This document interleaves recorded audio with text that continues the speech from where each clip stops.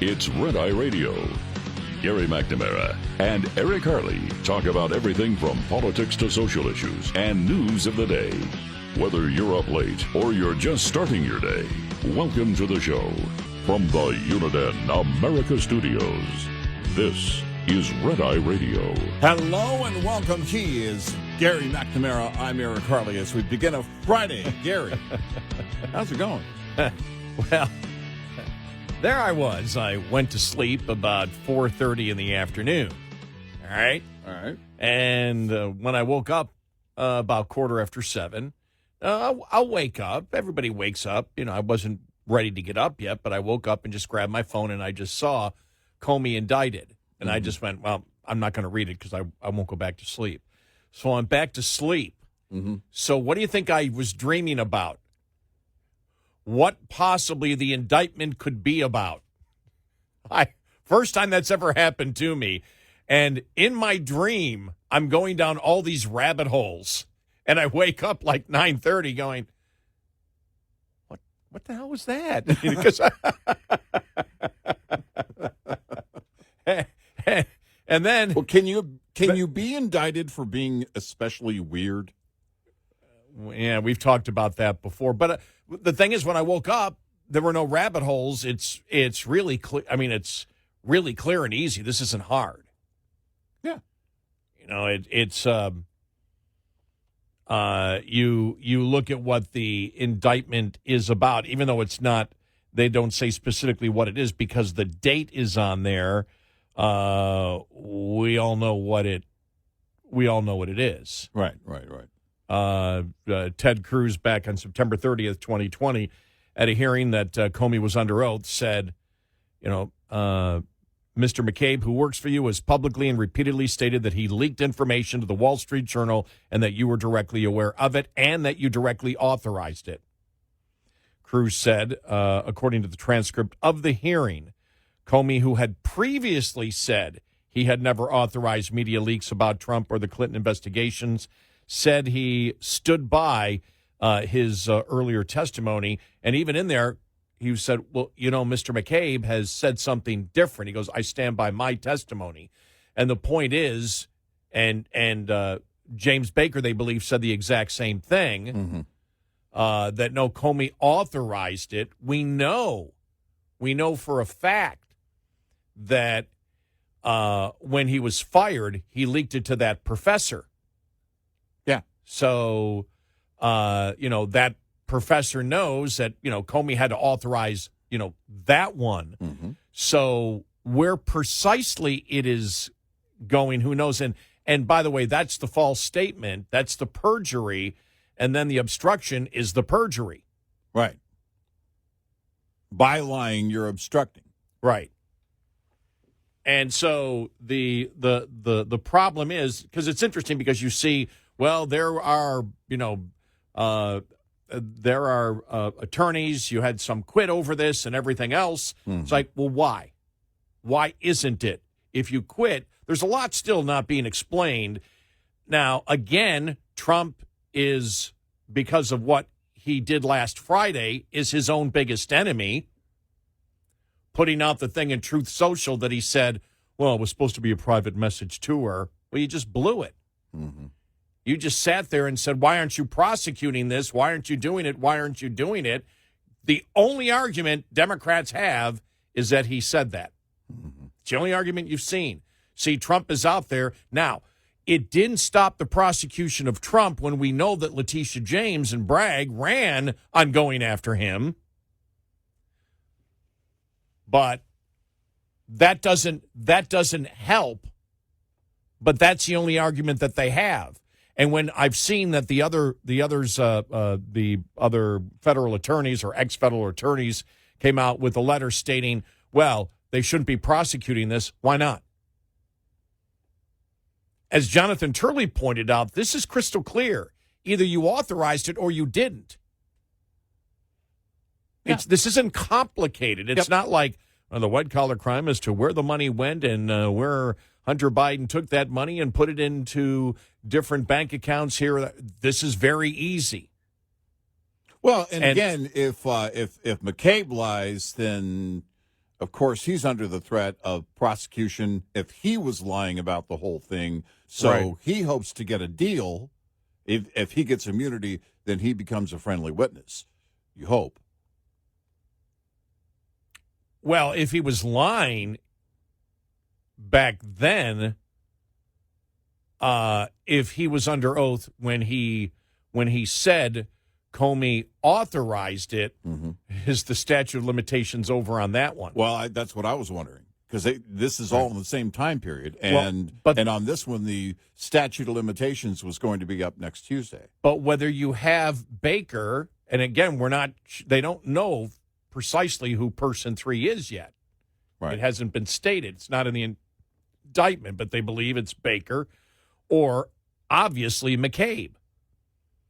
Yeah. Because that's what the statement was about. They're not going to be friendly witnesses. No, they're Now- certainly not going to be eager. Now, what they would face is perjury charges. Again, that's the whole thing. Is that if they were lying at that point, Yeah. but if they're the only 2 witnesses and they both lie and say no, we look, we got it wrong. Yeah. Well, this is when here's the problem. I was told by somebody else that he Here's- did it, but haven't this- they interviewed them? This is the whole problem of prosecuting lies, perjury. You've got to have something pretty solid and or a willing and eager witness to back you up. But documentation, and even with documentation, it gets really tricky because someone could say then, if they can convince the jury of this. By the way, on a grand jury, remember, these are everyday people in Virginia, and I was like, oh, interesting. Because nobody was sure whether a grand jury would come down with the indictment. Now, the word got out that it was coming, but really the analysis was, oh, we don't know. Well, I had heard John Solomon state that, well, the documents that we showed, and then I saw him talk last night, and I thought when he said these documents show it, well, I thought they might have been emails with Comey doing it. He did not say that. The indication was it was documents basically stating what McCabe's testimony was or Baker's testimony is, which is just then a redundancy of the witness to begin with. Yeah. I don't know, Right. and nobody has brought up in the prosecution that there's any other evidence. Now, we know that he lied because we know that he's the only one that could have authorized the leak because he authorized the leak to the professor. Right. And so we know he lied, but did he lie in what they are precisely charging him with in the indictment under oath? Right. And it gets really tricky because then you start hearing what you start hearing in answers is, well, my recollection was, and things like, I later learned that, and then the case starts getting really muddy. Well, I wonder, like, how long does a case like this go on? Because I was because before it, in fact, when I was in my dreaming, it was like in my dream, I'm thinking to myself, well, can they bring up everything that has happened, everything that we know? For example, we know that early on that Comey and Obama, we're going back to January of 2017. Mm-hmm. Remember, this is 2020 when the perjury, the allegation of perjury is. We know that they knew that Trump was not colluding with the Russians. Right. And we've known that all along. We've said, look, what they did was unethical and fireable. Right. Without question. Yeah. We said, where is the breaking of the law, of the actual law here? And we have stated it may be perjury, maybe obstruction of justice, whatever, but we'd always wondered what it would be. We knew that either McCabe, we knew way back then when Ted Cruz asked the question, this is almost 5 years old. We know that either McCabe or Comey is lying. We know that without question. One of them is lying. Yeah. Yeah. Right. One of them, if McCabe testified under oath, one of them did commit perjury. It's whether you can convict them of it. Yeah, you got to convince a jury. And then part of the defense is, again, making the waters as murky as you can. Yeah. With those aforementioned types of answers of, well, my recollection is, or I've later since, or since, between the email correspondence with so-and-so and the date in question, I learned new information that led me to believe, and that's it. I mean, you're talking about what is in the mind of an individual and then what they said before, under oath before lawmakers. And that part of what's in the mind of the individual and what can change and everything else, you've got to really demonstrate what happened. Mm-hmm. You got to have eager, not just willing, but eager witnesses almost that are, oh, no. He definitely lied about that. He authorized this. Even if they're given immunity, you're just not going to get a McCabe to be eager. And the question would be, when you go to make a deal with a McCabe, let's just say they're going to go down that route. Let's say they're going to make an immunity deal with McCabe. Well, first of all, you want to know what he's going to say. So what are you going to say? Are you going to testify that, are you willing to testify that he did authorize this? And if that's the case, then great. If not, you don't get immunity, and you're also under the threat, depending on the timeline here, on statute of limitations, you're under the threat of prosecution yourself, which is the whole point of immunity. And we know the hypocrisy of, the Democrats coming out, but that's all you're going to hear. Yep. Look, Trump last Friday said, get him on something, get him on something. Right. Trump didn't necessarily say that, but that's what Democrats are going to say. Mm-hmm. He told Pay he's supposed to stay out of it, but there he is. All he wants to do is get an indictment. He's got it after, and it's, you sit there and you say, well, how hypocritical, because it was Comey that went after James Flynn and actually admitted in interviews and said, well, we knew what we were doing, wasn't really ethical and all this. And the FBI agents that actually interviewed Flynn didn't think he was lying at all. Mm-hmm. And they still went after him. Comey still went after him, and the Justice Department went after him. And so we know all the hypocrisy across the board, but you're going to sit there and it's going to be McCabe. If McCabe and Baker, if it's only McCabe or Baker as a witness, I don't know how far this thing goes, how long this is, but they're going to say, in their opening statement and closing statements, Trump was going after him. Trump, as you know, Truth Social, there he was doing it. And then he deleted it. Obviously, someone said, what the hell are you doing? He goes, well, that was supposed to be a private message. And you just shake your head. And again, it's where Trump is his absolute worst enemy by putting something like that out. Because, number one, you put it on record. There it is on record. Boom.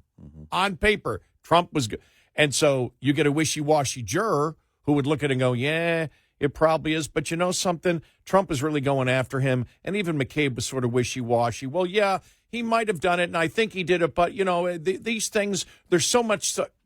Well, that's the thing that you worry about. Even without the statement by Trump, it's, well, Trump fired him, and then he went after him, and now Trump's going after him again. And this is the political back and forth, and we need to stop this, and blah, blah, blah, blah, blah, blah, blah, blah, blah. Remember the jury with the one lawyer from Perkins Coie.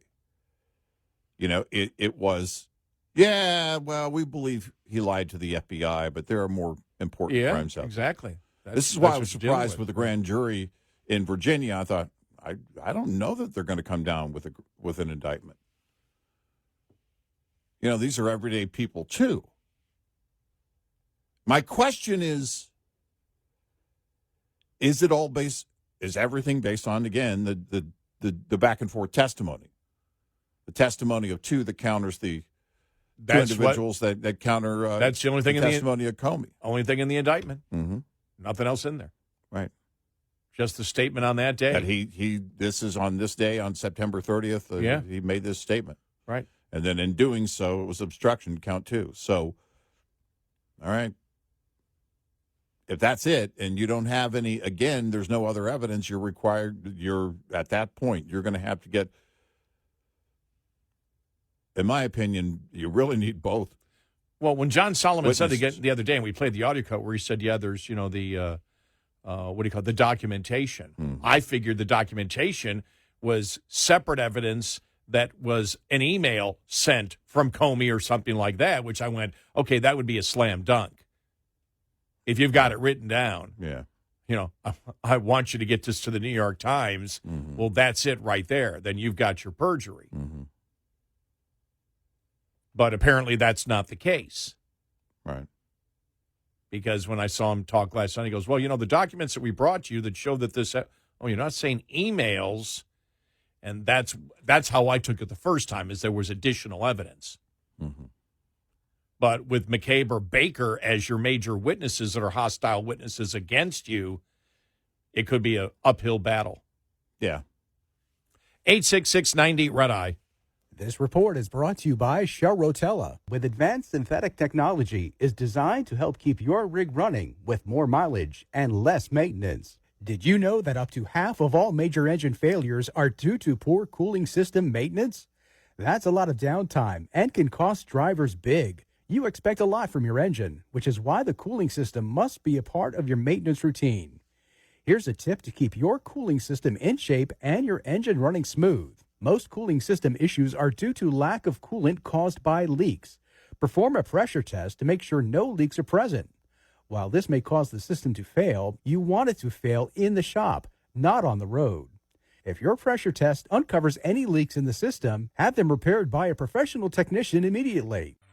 Get in touch with Red Eye Radio, toll free at 866-90 Red Eye.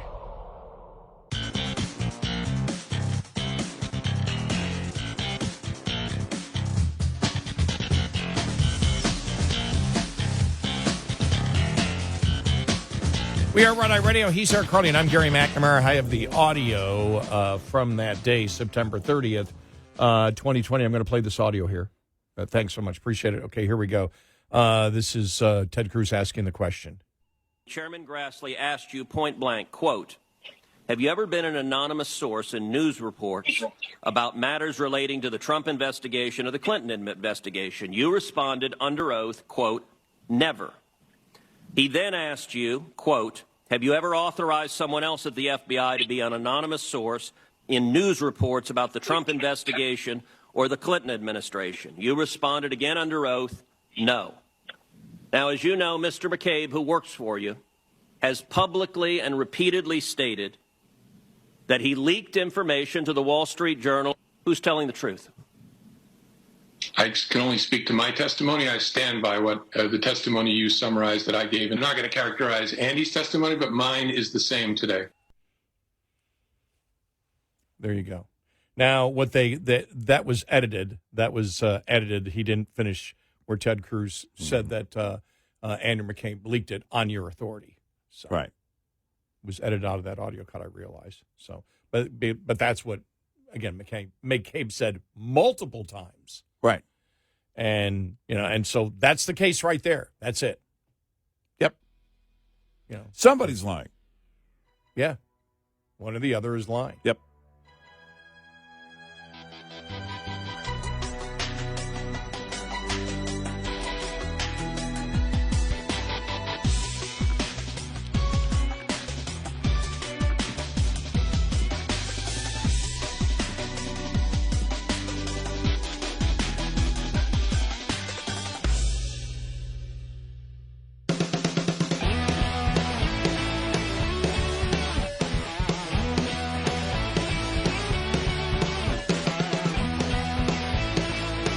You're listening to Red Eye Radio from the Uniden America Studios. And he is Eric Carly, and I'm Gary McNamara. Welcome and good morning. And then here's Senator Richard Blumenthal. All right, this is the one where people just shook their heads going, you got to be kidding me. Here we go. The old saying, what comes around goes around. You know, today it's a Republican president, but degrading the democracy and... So he's trying to make the point that this is lawfare and Trump is going after his political enemies. As if this is just starting. Yeah, exactly. I mean, it's just but you made a point during the break here, and it's the whole both sides thing. Yeah. I saw, for example, I was just read where Chuck Todd was saying, and other Democrats yesterday, now that we know that the shooter in Dallas was a leftist, you know, we shouldn't be saying who did this. We need to stop across the board. It needs to be the whole both sides argument. We're talking about their political motivation is what they're trying to do here, and the same thing with but on the popular, and you made a point on the populist level that can work, and that was the point that we were making. That, as we know, Letitia James, and they didn't even talk about a particular thing. They were just saying in general and brag. You put us in office, we're going after Trump. We're going to get him on something. Right. It wasn't even a particular. Trump, when he said it, he's talking about when he said it last week to Pam Bondi, he's talking about the whole Russia collusion thing. Right. The rot that was inside there. As we know, a complete con game that was hatched by Hillary Clinton and the DNC to frame Trump. Yep. And so Trump's actually talking about something that legitimately happened, unbelievable attempt to destroy a presidency with the lie created from the opposition party. Right. But it doesn't matter to the populist out there. Nope. It's simply, well, it's on both sides. They did it to him, now he's doing it back. And if you get that juror, that's why when that was out last Friday, I just can't believe he does this. And then he said, well, that was supposed to be a private message. Well, then someone needs to forget about the auto pen. Someone needs to take the Truth Social out of your hands if you do something like that.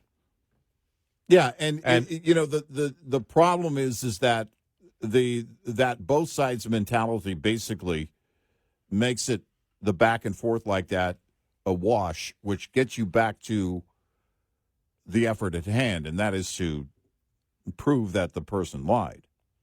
Right. You're going to have to demonstrate that very clearly. But it also can work against you. There could be a juror that says, well, you know what? Well, just like the Hillary lawyer. You know what? He lied, but there are more important things. Yeah. He lied to the FBI. Yeah. But we didn't see that as worth prosecuting. That was the one juror that came out on that. Yep. The reading here from Jonathan Turley. Comey is hardly the pristine model of ethical leadership that he described in his book. Putting aside his critical role in the Russia collusion investigation, Comey tossed aside even the pretense of ethics after Trump fired him. Inspector General Michael Horowitz issued a scathing report that found Comey was a leaker and had violated FBI policy in his handling of FBI memos. On his way out of the Bureau, Horowitz wrote, Comey improperly removed FBI materials, including those containing the code name and true identity of a sensitive source. While he did not find that he had disclosed classified information, Horowitz found that Comey took the unauthorized disclosure of sensitive investigative information obtained during the course of FBI employment in order to achieve a personally desired outcome. That's a quote. He further added that Comey set a dangerous example for the over 35,000 current FBI employees and that the many thousands or more former FBI employees who also have access or knowledge to non-public information. Comey later admitted that he had asked his friend, Columbia law professor David Richman, to leak information from the documents to the New York Times. Comey's close associate, former Deputy Director Andrew McCabe, stated, Comey instructed him to leak information to the media. Comey denied that repeatedly under oath. James Baker, FBI general counsel and a close advisor to Comey, also told investigators that he was under the belief that he ultimately was instructed and authorized to provide information to the New York Times by FBI Director James Comey. That sets up a straightforward question. Who's lying? It could also set up a bizarre scene of McCabe or Baker testifying against their friend. Both men appear to despise Trump, so either could prove an overtly hostile witness for the prosecutors. That's why the other day when we played the John Solomon audio cut, I go, documents? Is that emails? They got emails. That's completely separate than somebody's testifying. If you've got apparently that's not the case. Right. Washington will be glued to any such trial. The only thing more unnerving than alleging a target of a political critic of Washington is the prosecution of a leaker. This is a city that floats on a rolling sea of leaks. The Justice Department is notorious for leaks made with lethal effect against targets. Now the former FBI director will stand trial to see if he is a leaker and a liar. There is one individual who likely will be watching with particular interest and perhaps satisfaction, former National Security Advisor Michael Flynn. Comey is facing 2 counts of making false statements and obstructing a congressional proceeding. The first count is the exact charge that Comey engineered against Flynn. Comey gave a book tour where he thrilled audiences about how he secured a criminal charge against Flynn for making false statements. At one event, the audience cheered as Comey took credit for the controversial charge. He explained that what he did was not exactly proper. It was, he explained, something I probably wouldn't have done or maybe gotten away with in a more organized investigation, a more organized administration. I thought it's early enough. We'll just send a couple of guys over. The actual agents who interviewed Flynn did not believe that he intentionally lied about a meeting with Russian diplomats, but Comey and his investigators pushed for the charges anyway. They drained Flynn of resources, threatened to indict his son, and ultimately secured a guilty plea. Now it will be Comey in the dock facing a charge of making a false statement. He will do so as someone who was admitted to improperly removing FBI material and leaking information to the media. And by the way, the prosecution is going to hit on that. Yeah. You've already done this. Yeah. You've already admitted that you did this. Right. What you would be looking to do as prosecution is paint the entire picture. What's the intent behind everything, and which would eventually drive what they're prosecuting, the lie.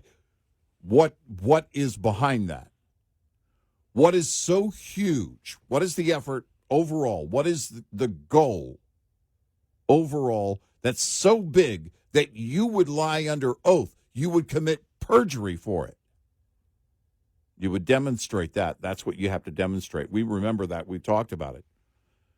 Basically saying, new administration, they didn't know that we probably should have gone through White House counsel before we sent 2 agents over to talk to Michael Flynn. It's a new administration. We'll just go with it. We're going to do this and get it done. That is who James Comey is. That's how they operate.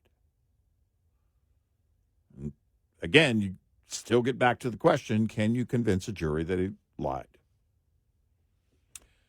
Well, not lied, committed perjury, which, as we know, the legal lie. Right, exactly. Is it a legal lie? Not a reality lie. Is it a legal lie? And we already know the one juror in that's the whole point of it being Perkins in court. Coie. Yes. Now, for us, there's no difference. Well, the court of public opinion doesn't matter. It's what you can convince a jury of. And that's it. Our opinion of James Comey does nothing. You've got to convince a jury that he lied. And wow. Under oath. Yep. Yeah. That's the whole point. And well, and if you get that, if they would agree to the perjury charge, I would assume you get the obstruction of justice charge automatically. Yes, because by default, by lying, you're obstructing justice. Right. You're obstructing, in that case, justice and well, the proceeding, I guess, obstructing Congress, right? If you're lying to a committee.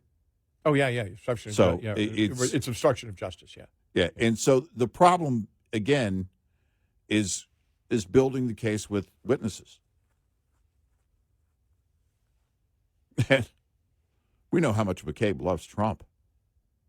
Yeah, that's Baker. the problem. Baker, huge fan. All your witnesses, well, from what we know, because we're not sure, they haven't identified it actually in the indictment, but unless it's someone else we don't know of, if it's McCabe or Baker, both most likely would be hostile witnesses. Right.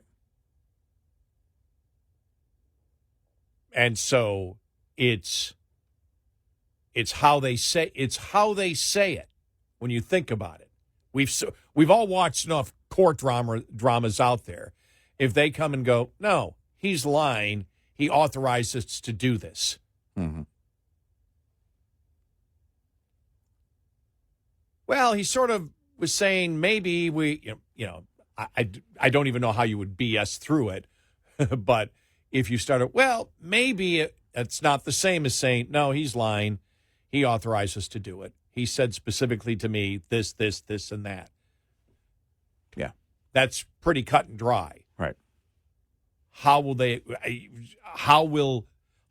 somebody like McCabe be coached to say that, yes, he did do it without doing it? Well, because if he authorized the lie, if you're McCabe, he told me to do it. He authorized it. Well, demonstrate that to us. Because otherwise you acted on your own accord without that authority. Right. And you're not only lying, but you're going, again, this is something that you did so that it becomes a bigger mess for you if you don't cooperate. Right. Did you lie under oath the first time? Right. Here's the other thing. If he says, well, I wasn't totally honest that time, well, you take that time, let's say the statute of limitations has run out on that, but you've extended the statute of limitation by saying that you lied. Aren't you? Yes. In that court proceeding, aren't you extending that out? Potentially prosecuting the new lie, yeah. I mean, or you can prosecute the old lie because it's a continuation. That's not a conspiracy, though. Yeah. I'll have to look that one up. Well, it's that one up. And, again, another thing will be is that you try and the defense is going to try and discredit, of course, any witness. That's going to be awkward. Yeah, it's a great point. Because it's a great point. Prosecution isn't going to get them up on a stand if they believe it's going to wreck their case. But then again, it's happened, I don't know, countless times before where a witness your own witness just blows your case for you. But that's... Well, they won't either way. Yeah, they won't be a defense witness. No, I know. But I'm saying if prosecution gets them up there, and they're what I was saying is blowing the case for prosecution. Oh, okay. And defense, again, if you're the defense, you hope that happens. If not, you've got to discredit them. You got to go after them, and that's going to be very awkward. Comey's lawyers basically going after McCabe and Baker. 866-90 Red Eye. Coming up, more with Gary McNamara and Eric Harley. It's Red Eye Radio.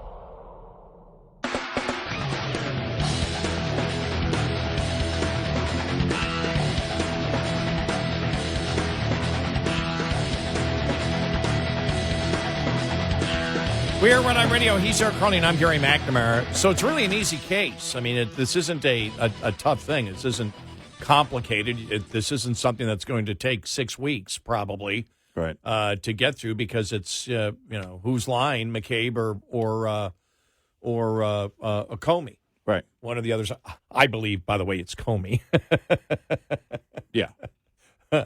But you're talking legally, how do you get to that point? The prosecution, if all they have as evidence is McCabe and Baker, and maybe the New York City professor who might testify, the New York professor, but really McCabe and Baker were, worked in the FBI.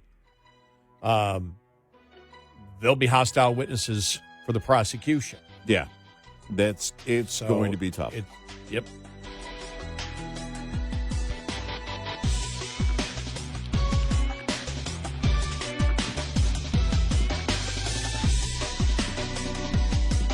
Top of the Hour News is brought to you by House Products. Visit houseproducts.com. This is Red Eye Radio on Westwood One.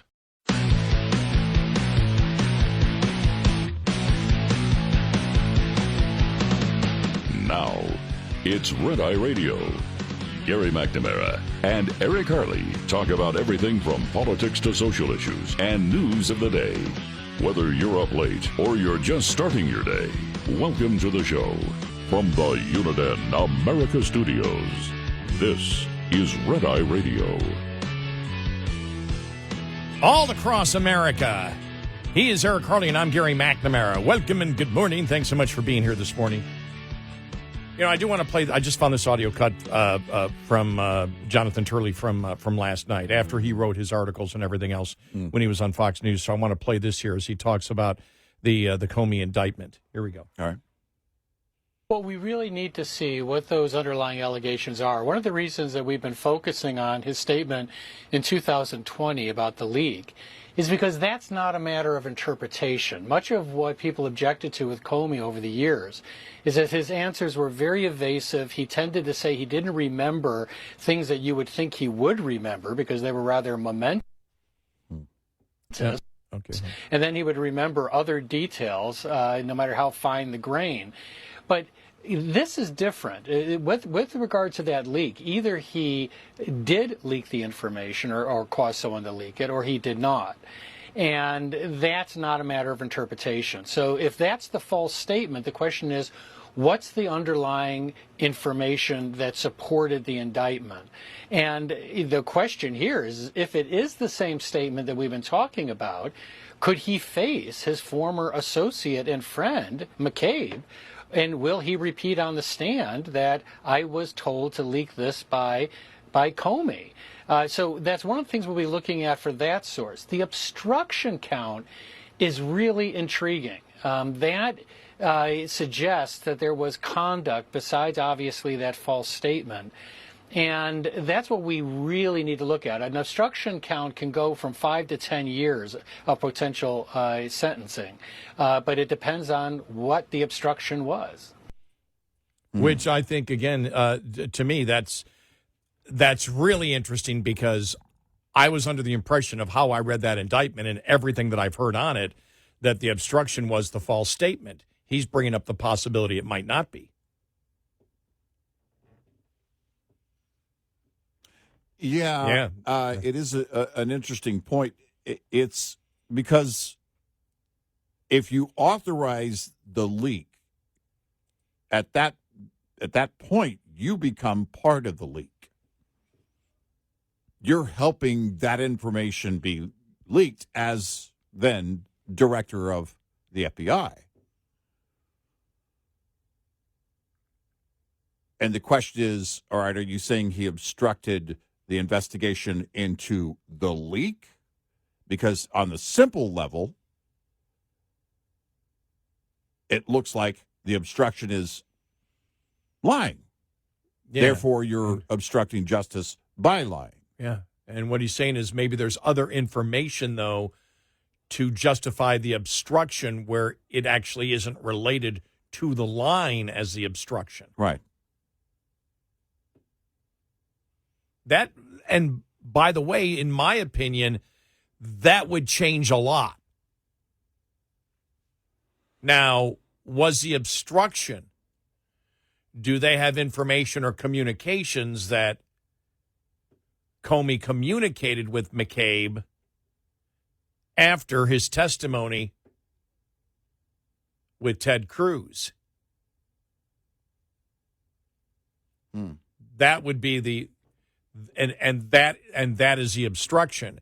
Because I didn't, again, when he said that, and I'm purely speculating here based on what Jonathan Turley said, but he's a pretty smart guy when it comes to the law. Oh, yeah. And the again, because the indictment isn't specific in so many different areas. It doesn't tell you everything. You have to go back to that statement. It's a two-pager. Right. It's 2 paragraphs. I couldn't believe it. I woke up going, oh, man, I'm going to have to just pound on this over the next hour and a half, 90 minutes. And, sometimes you get those documents, and I'll come on the air going, sorry, I woke up at 9:30. This document is 500 pages long. There's no way that I can read it.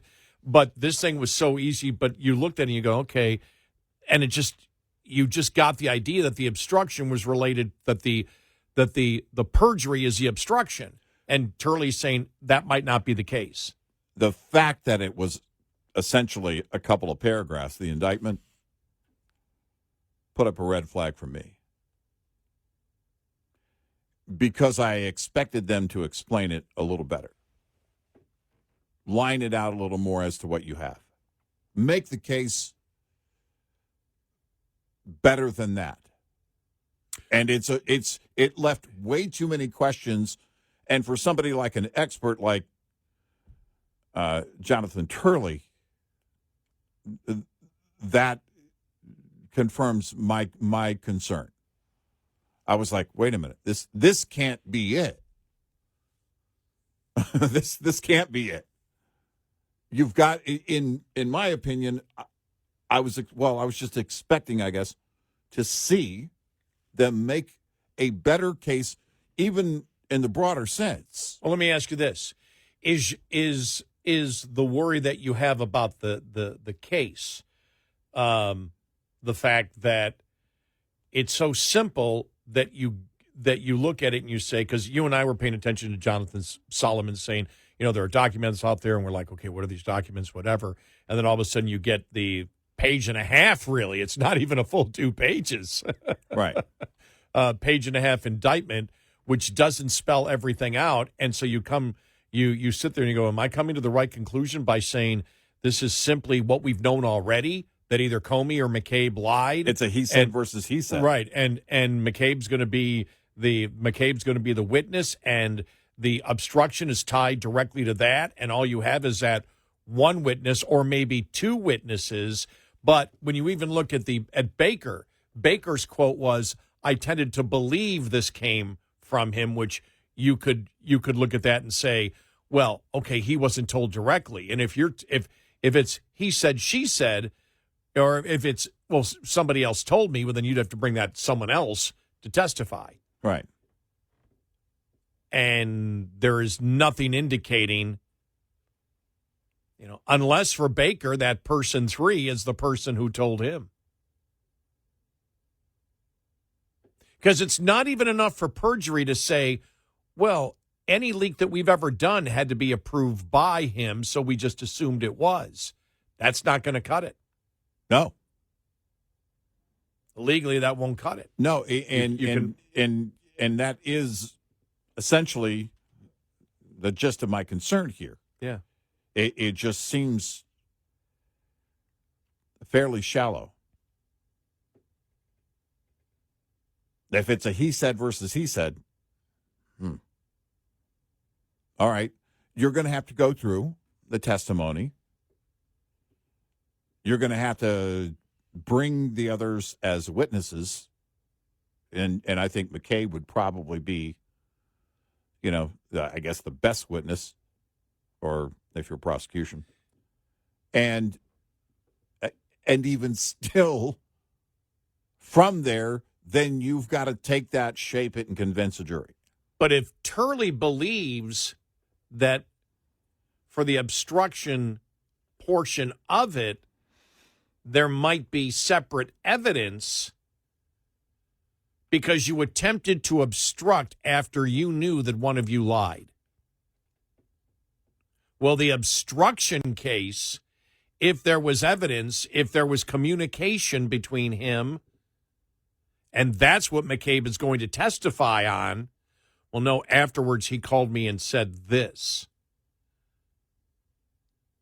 And you've got the cell phone records that show that call happened at that time.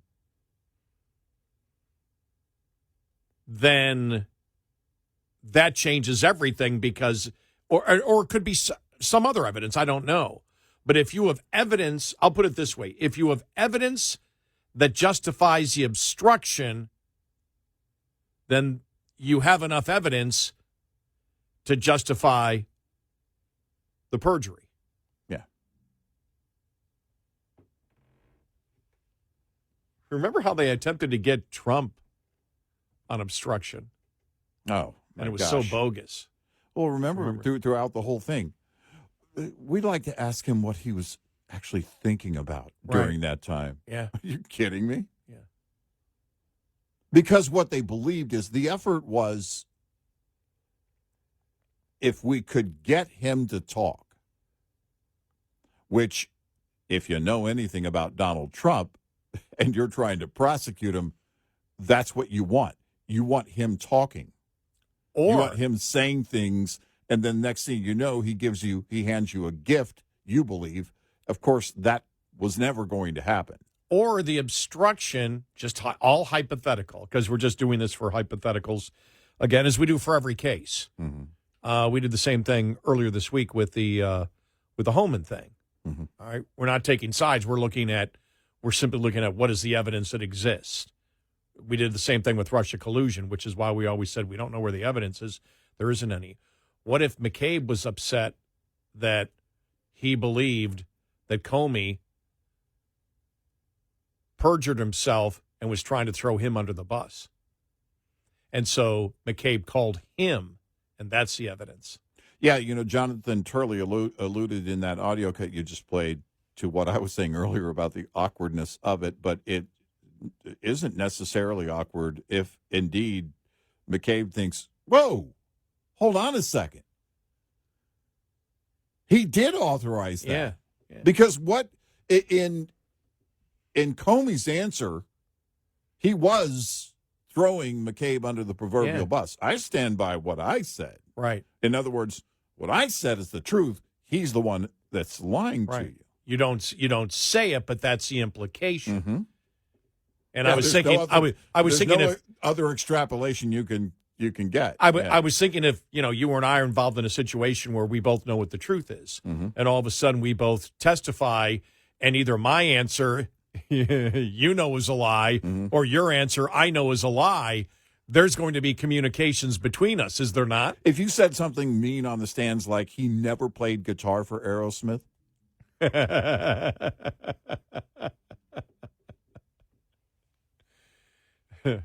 This isn't any time for any. That would be so hurtful. There isn't any time for any age jokes, by the way, this morning. Just so you know. Well, you don't have much time for anything. No, I only have a day. Well, no, I mean, generally speaking. Oh, generally speaking, I wouldn't buy green bananas, man. What time does the matinee start on that movie? Oh, why wait until 8? Hey, does the band play a matinee show? Please don't accelerate my death narrative. I'm just, it's a clock. Look, I know I'm not going to be around 50 years from now. Is that enough to say as I hit the big 7-0 tomorrow? I keep. By the way, happy pre-birthday. Wow. One of my granddaughters turned 17 today. Number 4 turned 17. I'm flying to see my dad and set up a. I've got one of those. I sent it to my sister. One of the EcoFlow batteries. He's in. He's at home in a hospital bed, and like I've talked about, my sister and my brother are just saints, full-time caretakers. Yeah. Both retired and full-time caretakers. And I'm setting up. He's got one of the beds that inflates back, and so you don't get bed sores and all that. Because he only is able to get up maybe once a month. He's strong enough for him to get him out of bed, and it's a hoist. You got to take him out and put him in a wheelchair or whatever. But I'm setting up the whole battery system that if the power goes off, he's still got maybe 12 hours of the bed that would still operate with the lithium-ion batteries. So good. that's why I'm going. Well, I'm going back to see him too, but they want me back there to set that up. So Yeah. So I'll be celebrating my birthday. That with stuff him, gets which will be tricky. You know, the technology today gets really tricky. You know, I'm often helping, like my dad, set up things. What was it? The last time at his house, I forget what it was. He has caller ID on his TV through his cable. Mm-hmm. You know, so when the house phone rings, it still has a landline. When the landline rings, he can see who it is, and if it says, you know, if it's not a number he recognizes, they don't have to get up and walk across the room to get the handheld to answer the phone. But you know, I'm constantly thinking about technology, and my worry actually long term is with AI and everything else. I mean, I'll turn 60 here in a couple of months, and I'm thinking to myself, man, by the time I'm your age, you know, many years from now, I just wonder, I mean, because with each day it's accelerating greatly, and I'm thinking, man, by the time in a decade, I could be one of these guys go, what does this do? What does this do? You know, I mean, you can be left behind feel left behind very quickly. I'm still on the AI thing. I think it's just completely untapped, which means it's only going to be more involved 10 years from now. I'm envious and jealous that, you know, I'm going to be gone and buried, and they're going to figure out how to make people immortal, and so you're going to be able to live forever. Yeah. And I'll just be a distant memory. That's my jealousy and envy. That's a curse for me. Waking up at 157 years old going, so remember Social Security? Remember that whole thing? Yeah, you figured what a scam. You figured out how to extend life. Yeah. But the pain is still there, and I have no money. Yeah. It was, you know. Tonight on Action News, people that are 200 that are in massive poverty. Going back into the workforce. And you'd be going, that lucky Gary. Welcome to Joe's. You need a cart? Sir, this is a pizza place. 8. I turned you guys off when you started talking death yesterday. Well, 866-90-RED-I. Brought to you by FPPF, Fuel Power Max. Smart owner-operators make every single week as profitable as possible. One trip is not enough time to be considered profitable or unprofitable, and an entire month may be too much time to manage. 1 week is the right amount of time to deal with efficiently. To do so, look at the advantages and disadvantages of every day of the week. Match trip length to the optimum day of the week. Plan to deliver on the day you have the best opportunity of getting a load.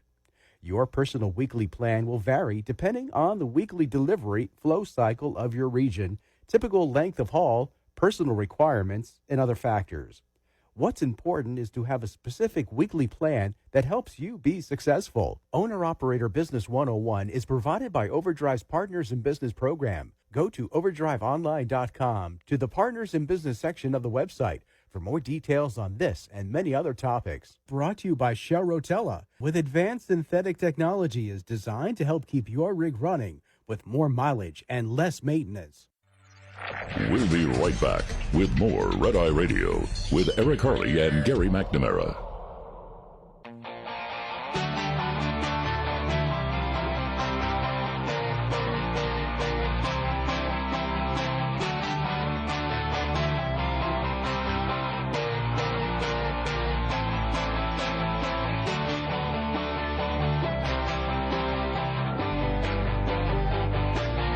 We are Red Eye Radio. He's Eric Harley, and I'm Gary McNamara. Thanks. I just checked my messages, emails, and stuff. Thanks, everybody, for wishing me a happy birthday tomorrow. Yeah. And those came in like yesterday. So yeah, happy birthday. Not yet. It'll actually be good to spend it with Dad, though. You know, be good. Yeah, you know. yeah, that will be very good. Yeah, very nice. Yeah, and he actually said to me the other day, I said, yeah, Dad, it's going to be my birthday. It's going to be 70. He goes, if you're going to be 70, well, how old am I going to be then? He forgot how old right, it was. Yeah. Yeah. My mom always, tells me, oh, my babies are all getting old. It's like, yeah, we are. Yeah, number 4, my fourth grandchild, she turned 17 today. She's the one. She's not on social media. Well, she's got now, I think she's got a TikTok page, but she doesn't like staying on her phone at all. She and her friends would rather hang out, In person? In person. Yeah. She's just learning to drive because she said, I need to do it, but I'm really in no rush because I want to be careful about how she's got money in savings. I want to be careful how I spend my money on a car, so it's going to take time to buy a car anyway. I'm like, all right. She's great. She's a very smart kid, as all my grandkids are.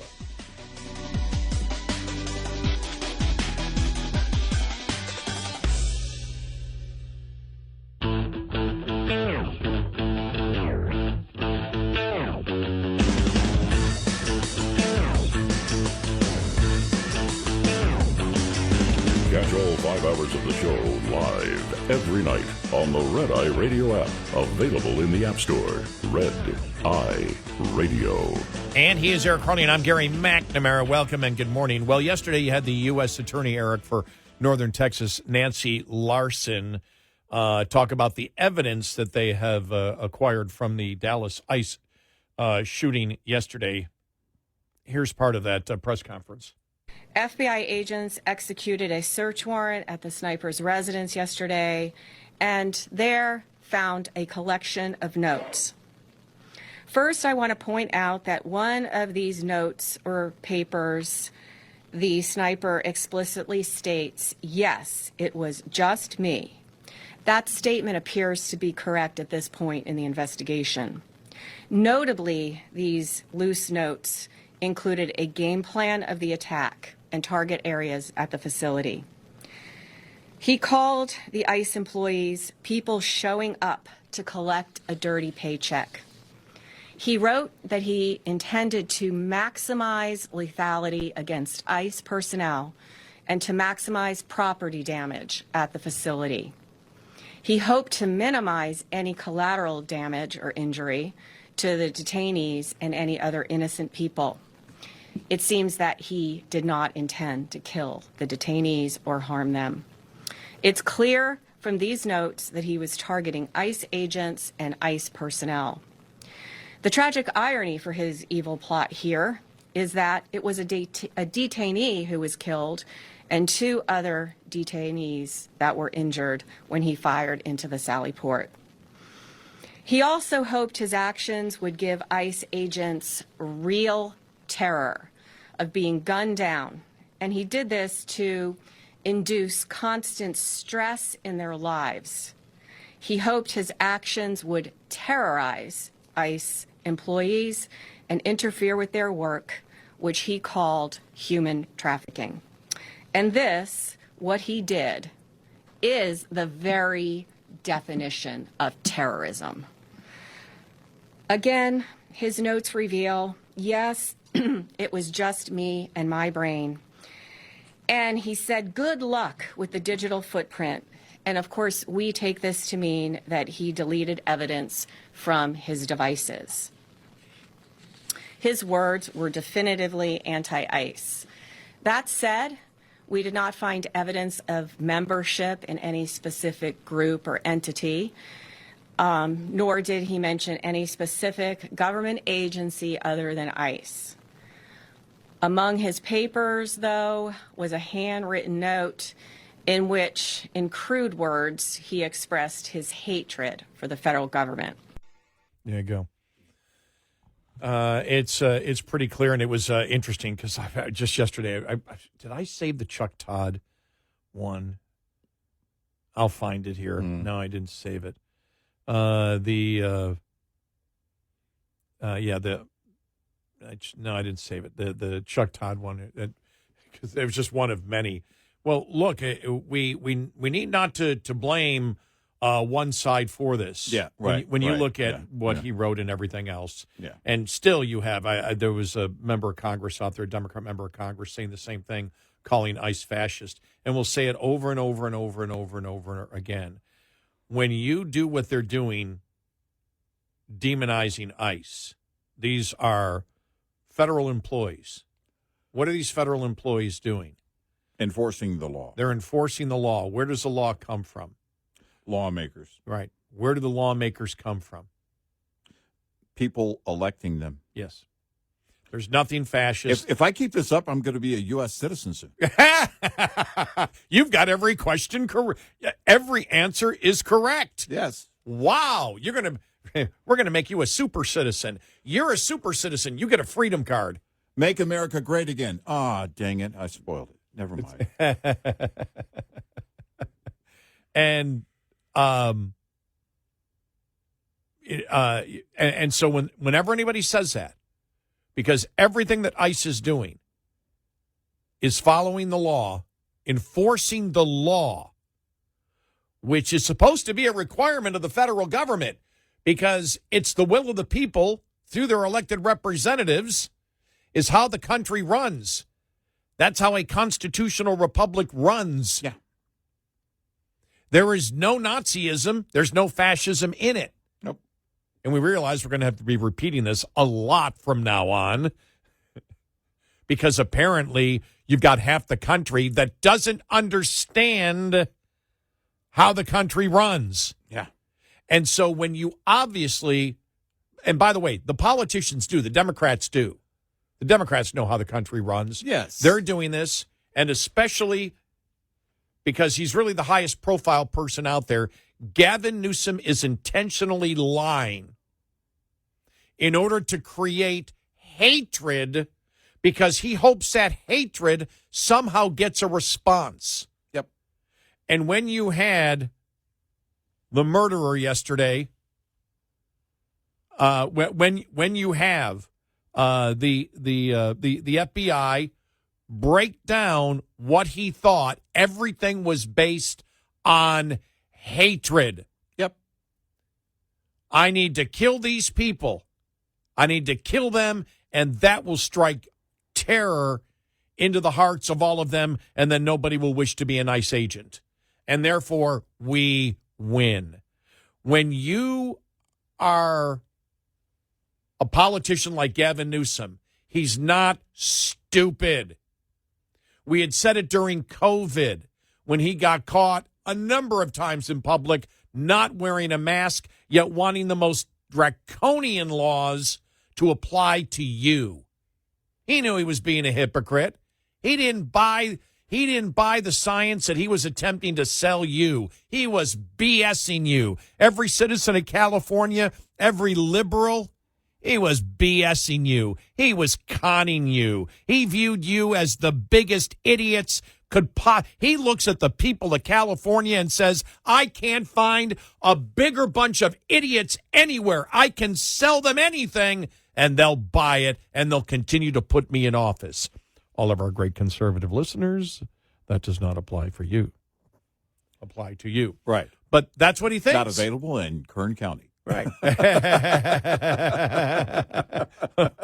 Oh no, they're getting upset in Kern County now. No, wait a minute. He's accelerating the permits for drilling. Yeah. Right. Remember that story from yesterday? Yeah. But he thinks you're a bunch of suckers. And we've said this before. The reason that they throw out here the fascism and Nazism is because they believe the people that vote for them, Democrats in California, they believe you're complete idiots, that you'll buy any lie. Yep. And so they're trying to sell you any lie. They want a hateful reaction from you. And what do you get from hate? Well, you can't draw a direct line from hatred to everybody committing a terrorist act or an act of murder or an assassination. No, but I can tie it into the people that do. Yep. Yep. It's because what you're trying to do, again, the comments that ICE is the Gestapo. Yeah. Trump is Hitler, ICE is the Gestapo. Right. They're grabbing people off the streets. You're driving the ultimate fear in minds to the extent with some that they fear it's going to happen to them. And then with a handful of those, they decide they're going to act out. This is what the left is doing right now, and then what do they do in the wake of something as horrific as we have seen in recent weeks? Dallas, the assassination of Charlie Kirk along the same lines, because they want you to fear someone like a Charlie Kirk. Well, some of the radicals applaud the death of Charlie Kirk, and the lawmakers are now, in the wake of the ICE shooting in Dallas, are saying, well, both sides, and we can't blame anyone. We shouldn't say one side or the other. The first thing they do is just that. And they're being exposed. This is the problem. Did you see the New York Post article on Keith Olbermann? Yes. Former coworkers from ESPN are worried about him. Yeah. that he's losing it. Yeah. The picture they had in the Post. Wow, is that what he wears on his social media channel? I mean, he looks. Seriously, he looks like he's working in his mom's basement, but he looks disheveled. He looks lost. Yeah. His eyes look like he really doesn't know what's going on. Take a some breather. of the stories that they were telling, having to go over to the house to do the show. Right. Because he wouldn't come to work. Right. Wow. And now you look at how many of those liberal activists in the media are now doing basically in the same position. Chuck Todd, the Toddcast. Look, everybody has a podcast. Even Eric and Gary have a podcast. It's no big deal. And how many have been sent packing? Because the world is waking up to, number one, what are we looking for out of the media? You and I believe that those opinions should, if that's how these people think, they should share their opinions. They should share their thoughts. I want to know how they think. I don't want to shut them up. I don't care if Kimmel's on ABC or if Kimmel's doing a podcast. I don't want him to be shut up. I don't want his opinion gone. No. Say it out loud. They're proud of their opinions. They're proud of these things. They're proud of these radical positions. And everybody should know how proud they are. But, in the marketplace, people don't want to see that. A lot of people don't want to tune into that, especially on a Jimmy Kimmel or a Colbert. The reason people turn off to it is because they didn't tune in to see activism. But, for the Chuck Todds of the world and, whoever, Joy Reid or any of them, look, when you're too radical for MSNBC, there's a problem. You have to look, because you have to look at Keith Olbermann, Joy Reid. How we believe they're all wrong and that they all lie. But when you're a radical, you've got to go way out of your way and become an over-the-top activist, and you're saying things that even the people that agree with you on most things look at and say, oh, no. No. And we're seeing more of that. When I saw that article from New York Post on Olbermann yesterday, that's what I was thinking, because I've been thinking that in recent days. Look how many of them now are sitting basically in their living room doing a podcast. Because the marketplace, even again, MSNBC. Now, there's another reason that, there's a very different reason that MSNBC is not doing well, and those people didn't do well on MSNBC, and people are cutting the cord. If you're going to be intellectually honest, that is part of it. But that audience for MSNBC deemed them too radical, these individuals who are no longer on. Look, if people valued the opinion and positions of Chuck Todd, he'd still be employed by NBC. Joy Reid, she'd still be on MSNBC. If that were the case, you'd see it. And again, we're talking a liberal audience. Well, it's also the audience and the sponsors, too. Right. Well, that's how you get it. If you get a big audience, you get the sponsors. Yeah, but sometimes if you get too radical, you still lose the sponsors. You can have an audience. If you're big enough, yeah, then you're going to find some sponsors, right, enough to keep you on the air. And that's the whole point. They're far too radical for their own side. For MSNBC, you're far too radical, and not just the sponsors, but more importantly, the viewers. 866-90-RED-EYE. Lines open for your calls. 866-90-RED-EYE on Red Eye Radio.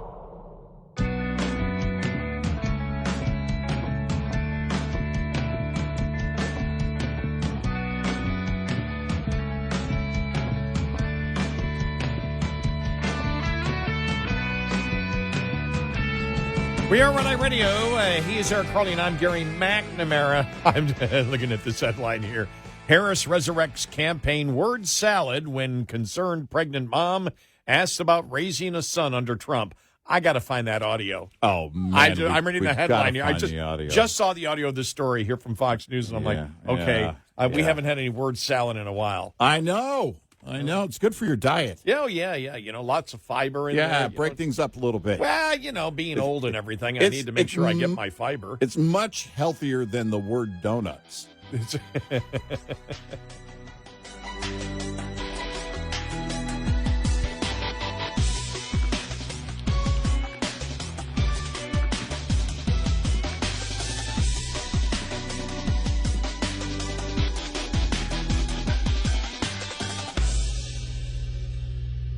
This is Red Eye Radio on Westwood One.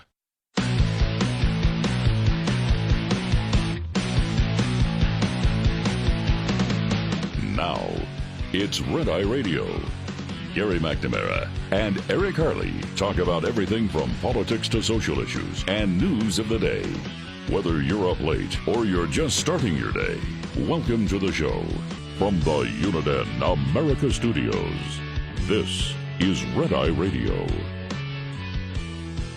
All across America, he is Eric Carly, and I'm Gary McNamara. Good morning. All right, before we go any further here, it's I just saw this from Brett Hume, who posted it 8 hours ago. You ready for this? All right. And there is great truth in this about the indictment against Comey and if it goes to court. Are you ready? Okay.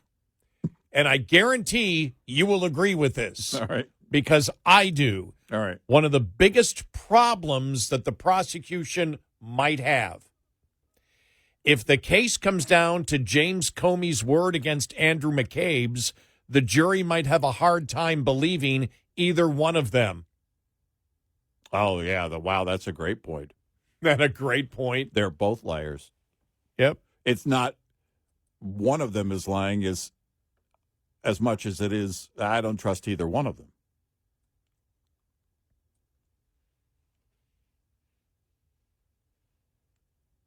Yeah, that's a solid point.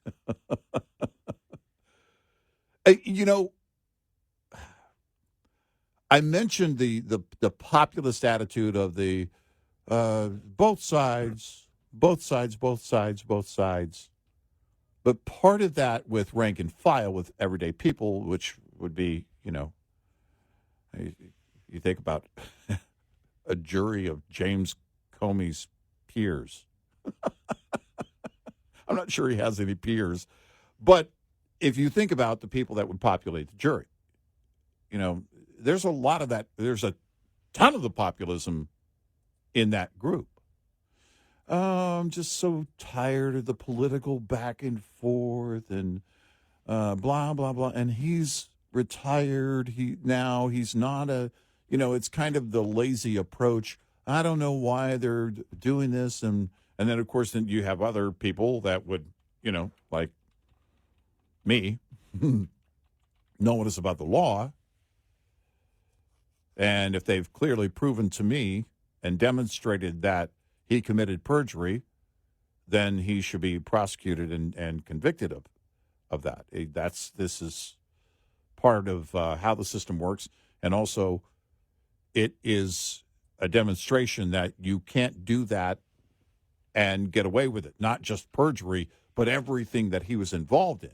You know, there was a reason for the perjury. There's a reason that you're lying under oath, because it's the bigger play. It's well, what was the bigger scene? Well, we know it was the all-out effort to get Trump. Yeah. And it was the greatest, I believe, American presidential scandal in history. I don't know of one bigger. This makes Watergate look like a that someone just kind of lied to their friend. Oh yeah, I mean the Russia collusion hoax was really the biggest political scandal in American history. Yes. I mean, it made you think about Watergate. It made Watergate look like a traffic violation. Yeah, that someone took a pen home from work.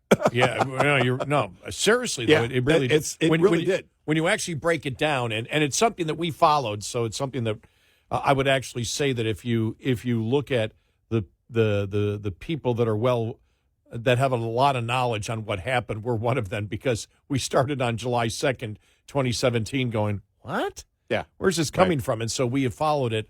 We have followed it all along. You know, as we get to this Friday here, and being, old to the point where I've acquired some wisdom. Funny how that works. The older I get, the smarter I get. No, the smarter I think I am. You know, the both sides argument is because they can't actually tell you what the truth is. And the truth is, if you look at the favorability rating again, Quinnipiac College again, yesterday coming out, lowest favorability rating since they've been asking the question in 2008 for Democrats. Now, that isn't as long as I'd like it, but still, as we see, the poll after poll after poll showing it. What they're hearing is they're hearing the AOCs. They're hearing the Jasmine Crockett's. They're hearing the Gavin Newsoms. And when you look at, as we have stated, what we do here on the show, even we did this on all the court cases. We looked at, whether it was the possible court cases. We looked at Comey. Earlier this week, we looked at Homan and said, okay, what do they have on them? What do they say they have? What's going on? All right, this would happen next because we followed politics long enough. If they had something on Homan, it would have been the news yesterday. They would have been using that right now in order to go in order to use that against anything about Comey, and there's nothing on it. Mm-hmm. But we went through and said, what's the evidence, and what's and we did that with Russia collusion with Trump, and we do it across the board. What will convince people and what's convincing people right now is the truth. Yep. And that's how you get to it. And the truth is, anybody who, whether it was Charlie Kirk or the ICE shooting this week, the murder this week, anybody who was trying to make it seem like it was MAGA lost any type of credibility that they had. Yeah. They have no credibility. Yeah. Now, you're always going to have, and we've stated this before, there are always going to be Democrats that will believe your lies. That's why they tell the lies. Mm-hmm. That's why they tell the obvious lie that ICE is a bunch of fascists that are kidnapping people. Complete and total lies, but they're not even focusing on independence. You do that because you're desperately trying to hold on even to your base because you see that's even tanking. Yeah. Yeah. And you see it more and more every day. Let me, in fact, get to this one here because I think this fits in perfectly here. This gets to, here we are, Stephen A. Smith, well-known liberal, right? Mm-hmm. As well-known as you can get. Yeah. And that's what you look at. You look at prominent people out there that are saying, okay, this is just ridiculous. And I think you can get an indicator of where the public is going. When you look at, for example, the Jonathan Turleys, and we've mentioned even the Barry Weisses, not conservatives, Democrats, and the Matt Taibbi's and the Michael Schellenbergers, and even the Bill Maher's and the Michael Rappaports, and these people that are looking at, I'll even say it, probably Charlie Sheen. Not that I want to use him. Let's be careful about using him as the best representative of Republican values. Well. But we do believe in rehabilitation, and I'm glad that he's sober. But when you look at that, and Stephen A. Smith is one of them, to me, that's an indicator of where a significant portion of the population is right now. And I want to couple that with what I said last hour about these people who, again, some of them were on MSNBC, who have gone too far left for even their own side, who are too radical even for their own side. People are waking up more and more, whether it's the network that employed them, the audience that watched them, or the people that pay attention to them, whether they're lawmakers or anything else. Gavin Newsom is doing this desperate, wannabe relevant attempt here, on Colbert the other night, but I mean it. I mean it. Okay. All right, fine. Well, I think a great indicator is when you start hearing from people that have been traditional liberals for years that you may have objected to, and they're using the same arguments as Eric Harley and Gary McNamara against the Democratic Party. Yeah. That's when you have a clue as to where the public, or a significant portion of the public, is going, which shows the record low ratings. So the both sides, what you do is you attack it with the truth. You don't have to. We've said this before. You don't have to lie if you're a conservative Republican about anything. Right. You don't have to exaggerate if you're a conservative Republican about anything. Let them be the party of liars. All you have to do is state, you said it a long time ago, not just state the obvious, just point. This. Point to the opposition. This. That's why we play them in our own words. And you don't need to exaggerate anything. Our 3 billion listeners are fully aware of this, and I know that most critical thinkers are. That's true. And, in my 70 years, the 20,000 women that I've made love to agree with that, too. Well, that went south quickly. No. I don't know. I always, I get that from if you're as old as I am, you remember Will Chamberlain said that. Yeah, exactly. Sex with 20,000 women. Yeah. And, of course, you know what my response is. Ew. No. Then why do they call you Wilt? Oh. Now, moving on,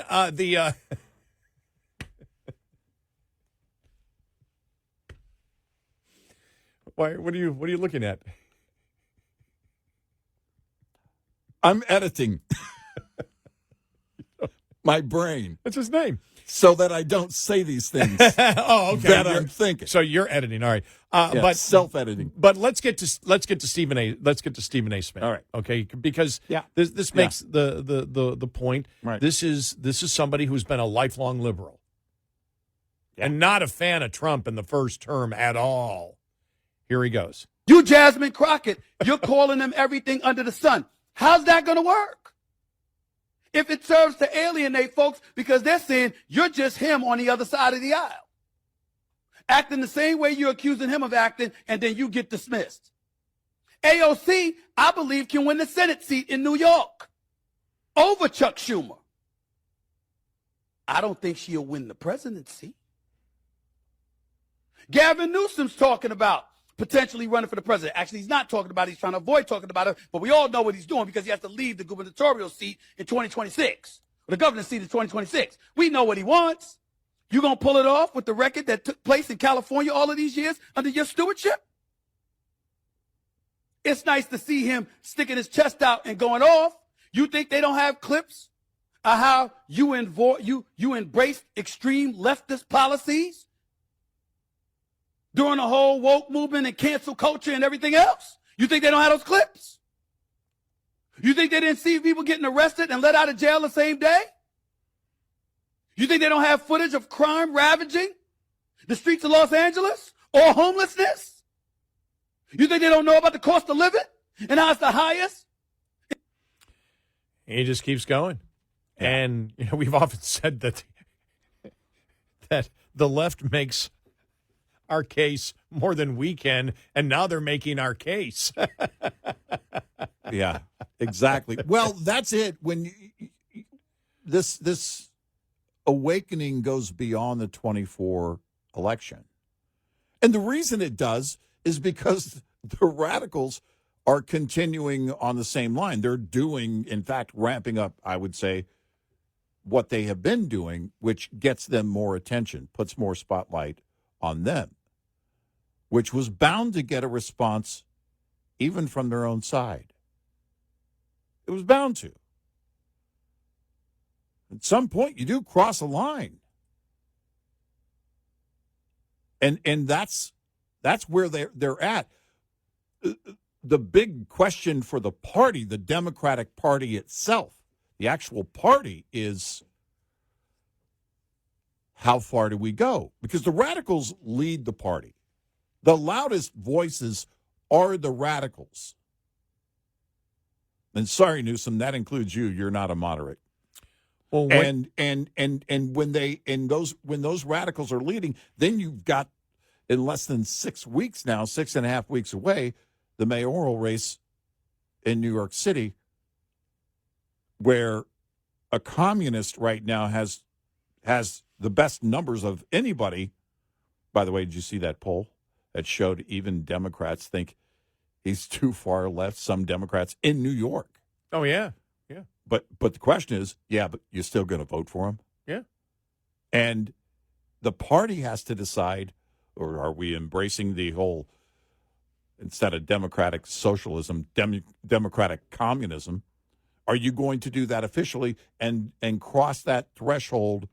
Because once you do, now we know that the party's already there, but the party itself, the organization, remember what David Hogg was basically kicked out for, saying, hey, we need more radicals because we're losing people in my age group, 18 to 32. We're losing people, and we need to get them back, and that's going to require getting more radicals. And it's like, we don't want to hear that. But at some point, they've got to make a decision as a party. 866-90-RED-EYE. Get in touch with Red Eye Radio, toll free at 866-90-RED-EYE.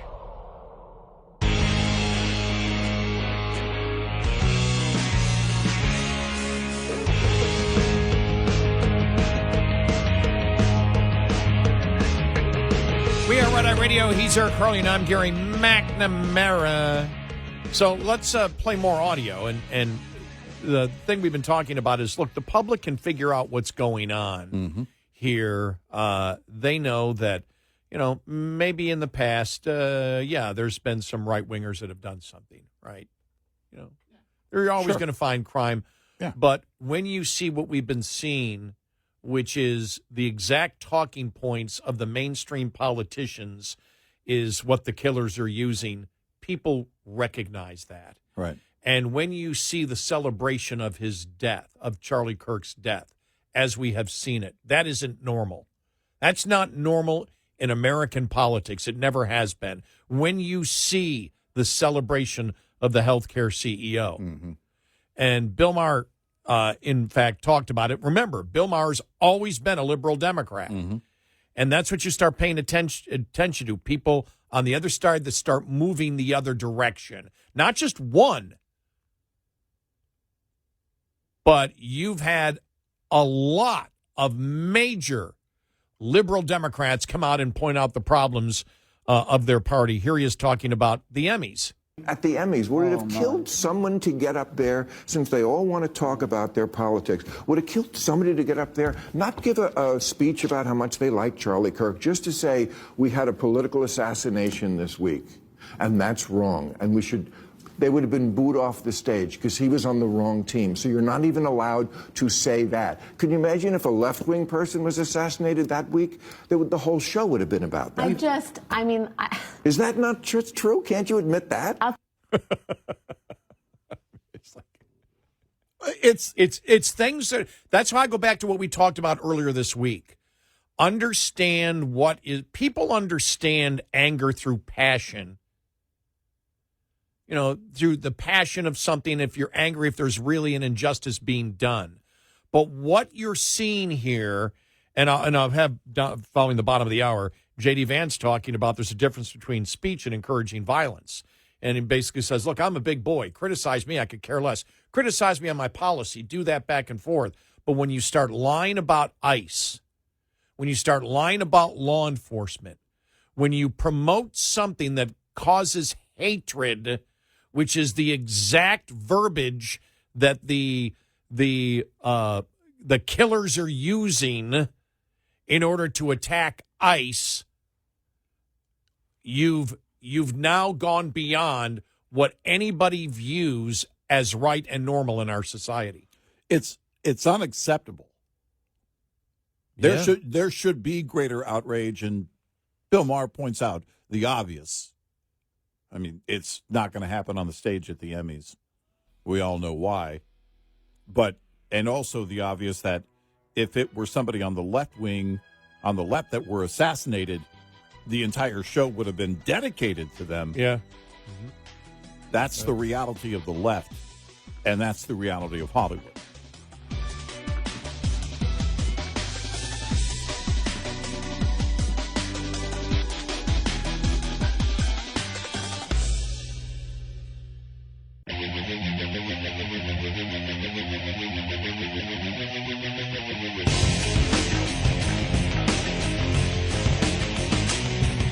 The show that never stops. Red Eye Radio. And he is Eric Carly, and I'm Gary McNamara. Welcome and good morning. Want to play more audio here. By the way, download our Red Eye Radio app today, will you please? It's free. Darn it. There's no excuse. We've been talking about this in this entire week and just where we are as a country right now, where the two major political parties are. And, you think about last weekend and the message that came out of the Charlie Kirk Memorial. And I'm sure it's been seen millions of times. His wife saying, "I forgive you." Yeah. I'm telling you, I can't watch that. I have watched it, but it's tough to watch over and over again because it's not something that you see. But when you think about it, that's the message that came out from Turning Point, and that's the message that has come out from young Republican conservatives. Mm-hmm. And so while others are immediately, and I think that when something like this happens and the left immediately jumped on, obviously when we saw the Charlie Kirk thing, to even imply that somehow the person was MAGA doesn't, and we talked about this earlier this week, but I think it's worth mentioning over and over and over again. And this is where we talked about what is normal. What's normal? When somebody is assassinated, the vast majority of times it's not the people that hold their ideology that commit that murder. Right? Right. We know that. Right. So when you attempt to do that, and was done after the Charlie Kirk assassination, you're already losing people at that point because that doesn't make any sense. Right. And the same thing 2 days ago with the murder here in Dallas. The same thing. And then the jumping, when that doesn't work, both sides, instead of addressing what happened in the particular cases and the fact of asking the question, at the minimum asking the question, as a political party, should we be concerned that the exact messaging that we have been putting out about ICE and Charlie Kirk is exactly the talking points of the people that killed them. Yep. And when you don't do that, people look at you and say, you actually don't care that the life was lost. You don't care about this. You're only looking at it, how can I get my political advantage? Which is obvious. It's the obvious point that you and I have said. They're not journalists.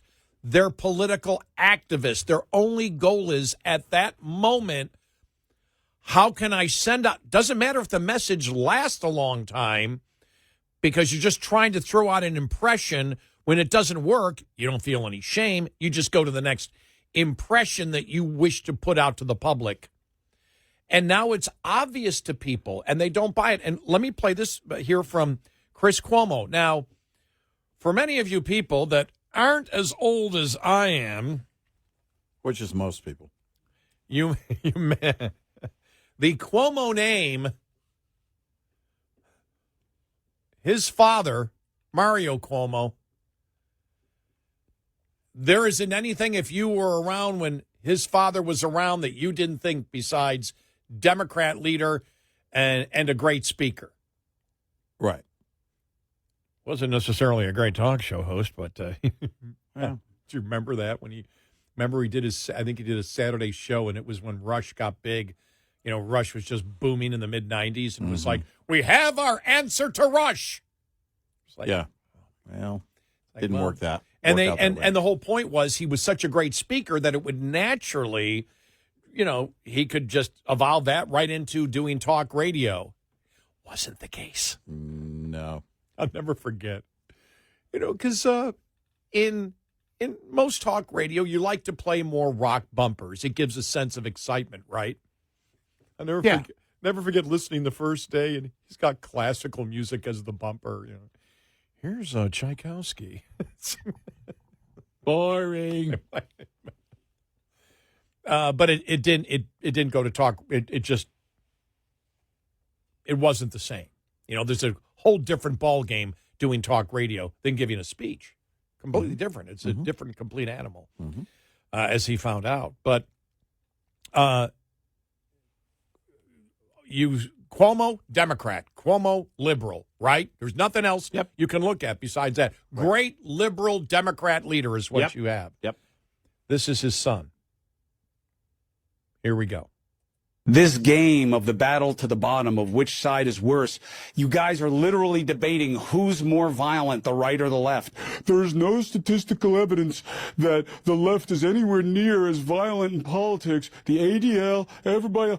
That's your argument right after Charlie Kirk was shot in the neck by a guy who thought he was standing up for his trans lover? You just shot him in the neck. You're going to make the case that it's all about the right? How stupid do you have to be? And that's what you look for. You look for who are the Democrats, lifelong Democrats, that are looking at their own party. We've mentioned, even though James Carville is a lifelong Democrat, but losing it a little bit at times. What the hell is going on? Yeah, he recognizes the identity politics. Yeah, and I think that when you look at the insanity of identity politics in 2025, and you have to encompass all of this together, these are the impressions that the Democratic Party is giving out. College kids have figured out that the whole anti-racism movement is racist. They're not stupid. The kids are figuring it out. That's why the poll that was taken at colleges say even those young people in college that view themselves as liberal say, no, they've gone too far. Yeah. And you look at everything that we have gone through over the last 5 years, and I think you have to look at everything in the totality, because that's what young people have felt. The absolute authoritarian lockdowns during COVID, where young people's lives were put on hold. You probably can say that hasn't happened except maybe in wartime. And they went out of their way also for people who wanted to attend church in their cars. Yeah. You couldn't do that. If you wanted to worship, sorry, stay at home. Keep it to yourself. But for young people, you're talking about no school.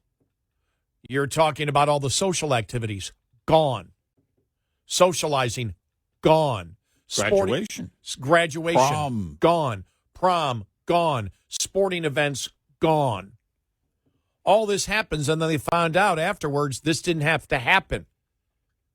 And then they look at the hypocrisy of the great Democrat leaders out there not following what they're attempting to sell you. They're out partying. They're out having a good time. Mm-hmm. You take that, then you go into college where you're oppressed. You're oppressed intellectually. You can't. They know it. We can't tell you. That poll just a couple of weeks ago showed it. Yep. Even liberal students, no, we can't say what we really think. We can't say it. We can't have free speech. We can't do the things. And then you look at this, past couple of weeks. There is no example of the imagery of free speech in modern politics in 2025 than Charlie Kirk. To attack him as they have is obviously a lie.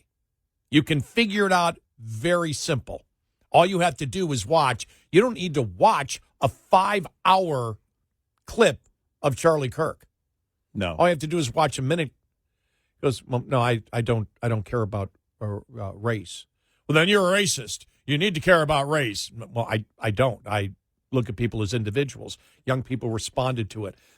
Do not discount the celebratory scene that you saw even before he was assassinated.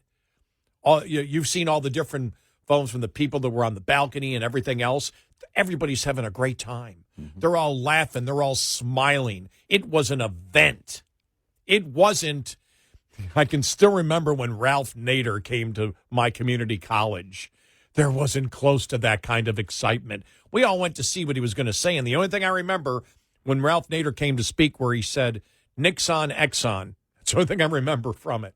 Well, and that got a laugh, Nixon, Exxon, whatever, but it wasn't at all. It was like, okay, what's this guy about? What's he going to try to do? And with Charlie Kirk, it was a celebration. Well, because part of that is the presentation, and the presentation is built with someone like Charlie Kirk was built on real conviction. Conviction to the core of the individual, both in his faith and his beliefs politically. That because there enjoy. is no because and well, joy. Well, yeah. That is where the joy lives. Right. That's how you get to a place where you can celebrate, and no one can take that from you. No one can take your joy. That's the difference, is that the left doesn't experience that joy. Charlie knew, you're not going to change me. Even in the wake of his assassination, the spirit of Charlie Kirk, I would argue, even here on earth, there's no doubt he's in heaven, but here on earth, his legacy, the spirit of Charlie Kirk, is greater than it's ever been because more people learned about him. They did. You can't take it. And you cannot watch those videos that are all over the place, getting millions of views, and not say, well, no, isn't this exactly what we want? We're saying both sides, but what was he doing? He was assassinated for doing exactly what Democrats are screaming we have to do. Yeah. And he was assassinated for that. And then he was continued to be misquoted over and over and over and over and over and over again. And now we live in a society where it's not hard to find. It's right at your fingertips to find any quote from anybody almost instantaneously. Well, if you have to ask yourself when you're and listen. This is the only time I'll go to the both sides thing. Listen to the people on the left and what they espouse. Bernie, you can't make it. Only the government can help you. Many people on the left, but Bernie's one of those during his campaign. Because of the millionaires, billionaires, corporations, blah, blah, blah, blah, blah, you're never going to make it. The left with critical race theory. Sorry, if you're a person of color, you're always going to be oppressed. And if you're a white person, and it's in your DNA and you can't change it, you're a bigot, you're a racist. Forever. Boom. No, it doesn't work that way. Then listen to what the other side is saying, and Charlie Kirk is the perfect example. Yeah, right. Yep. And tell me how you feel in terms of what they're wanting for you, what they're telling you, and what they're wanting for you. Walk away from each of those conversations. It's a very different mindset. 866-90 Red Eye. Coming up, more with Gary McNamara and Eric Harley. It's Red Eye Radio.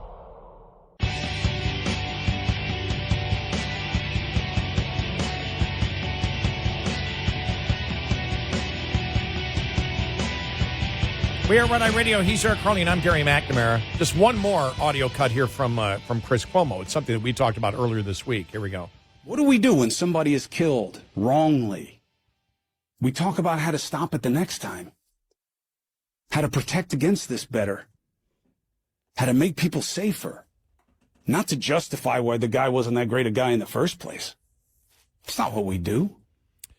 You and I talked about that earlier this week, that, it probably even the week before, too, when we said, whoa, do they understand what the message they're sending when they do that? Well, Charlie Kirk said this, and most of it was misquoted, but even attempting that argument, what you're trying to say is, well, I can find a statement that justified his murder. Right. And Chris Cuomo recognizes that, and that's the point. That's what you should look at, because you look at that and you see Democrats that have woken up and just said, our party is losing it. Yeah, and that seems to be happening right now on a daily basis.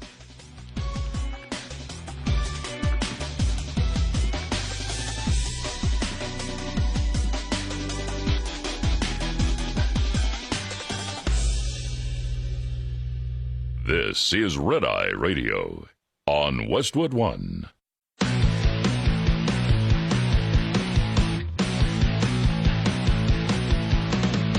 Now, it's Red Eye Radio. Gary McNamara and Eric Harley talk about everything from politics to social issues and news of the day. Whether you're up late or you're just starting your day, welcome to the show. From the Uniden America Studios, this is Red Eye Radio. All across America. I'm Gary McNamara. He's Eric Harley. Good morning. Thank you for being here this morning. Thank you. As always. All right, you ready? More audio. It's Friday, so we always end the week. We just got too much audio. This is J.D. Vance. All right. Yeah. Talking about political discourse. All right. And political debate and political rhetoric. Here we go. Laura, I'm a big boy. Criticize my views on immigration policy all you want. Criticize the president. Criticize our administration. But when you lie about our ICE officers, when you encourage unmasking and doxing, when you encourage your followers to go and engage in violent protests against our law enforcement, you are by definition inciting violence against the men and women who keep us safe. That's what really worries me. It's not the criticisms of me. It's the criticisms of the people on the ground who are just doing their job. They're trying to keep us safe. They're trying to enforce our border laws, and they are being treated by terrorists by the Democrats and leadership in Washington, D.C. It's disgraceful, but more than that, it is inciting violence against our police officers, against our ICE officers. It's just got to stop. They're going to get more people killed. They've already gotten people killed. It's got to stop. It won't. No. They have nowhere else to go. Well, and you're not going to change the nature of these individuals. It's because they have to see it as wrong. They have to first tell themselves everything I believe, all of who I am is wrong. Well, and that's not going to happen. Well, they know they're wrong. Oh, they know it's not normal. Yeah, they're going out of their way to promote it. Gavin Newsom knows. Yes. Gavin Newsom knows that ICE are not Nazis. He understands the system that we live under. This whole thing where he's out there saying, really, I don't, numerous times, I don't believe there's going to be a 2028 election. Everybody knows he's lying. But they can't reverse the indoctrination. They can't say, well, everything I've done and said is wrong. They can't do that. It's not going to, you're not going to change the nature of these individuals. They've spent decades building this. They believe the fear is working. Yeah. That I would agree with. They believe it's working. They're in their own little bubble. You're not going to, you can't come out and go, wow, everything that I believe is wrong. That's not going to happen. Yep. Because then all of those you indoctrinated, you're telling them, well, everything we taught you was crap. We've been lying to you. Yeah. And that's not going to happen. But again, it's, we are in, as I like to say, a conundrum in this country, and we give the example, the critical race theory that whites are culturally racist to the point where it might as well be in their DNA, and therefore, if you're part of the marginalized community, you're always going to be a victim, and the other person's always going to be an oppressor. The political party is based on pitting people against each other. Mm-hmm. Forget about where you stand on how much should we spend on welfare. The political parties themselves, if you look at, because the huge messaging since the assassination of Charlie Kirk, the message coming from young Republican conservatives is we can debate and love each other. We can have a celebration of free speech. Why do you think there's so much anger from the left, from the radicals on the left, which is slowly becoming the mainstream of the left, about Charlie Kirk? Why would they misquote him over and over and over again? Why did they throw out that he was a Nazi, a fascist, a racist, and everything else? And obviously, you can go to any clip that when he's in a huge debate with someone, and within 30 seconds of watching that debate, you say, no, he's a really nice guy, and this is what we're supposed to be about in America. Why do they do it? Because they don't know of anything else, of how to promote anything else, because that's what they've been promoting. They promote divisiveness. When everybody is either a victim or an oppressor, we said this a long time ago with identity politics. Probably, 20 years ago, 30 years ago. I remember I probably said it the first time. Political parties have to unite. You can't be a political party and keep pitting people against each other. And that's what they do. And I think people are recognizing it. And I think one thing that Charlie Kirk, and I hope more Republicans take note of it, that the whole goal is to unite people together, to bring people in together. If you look at it, Trump should realize that because he's been successful in doing that.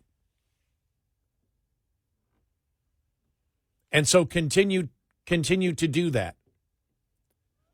In changing hearts and minds, it starts with a conversation. It starts with debate. It always has. That's not going to change. The left, through identity politics, has created more and more division on their own side. Mm-hmm. Yep. Forget about trying to get independents or even a few Republicans to cross over.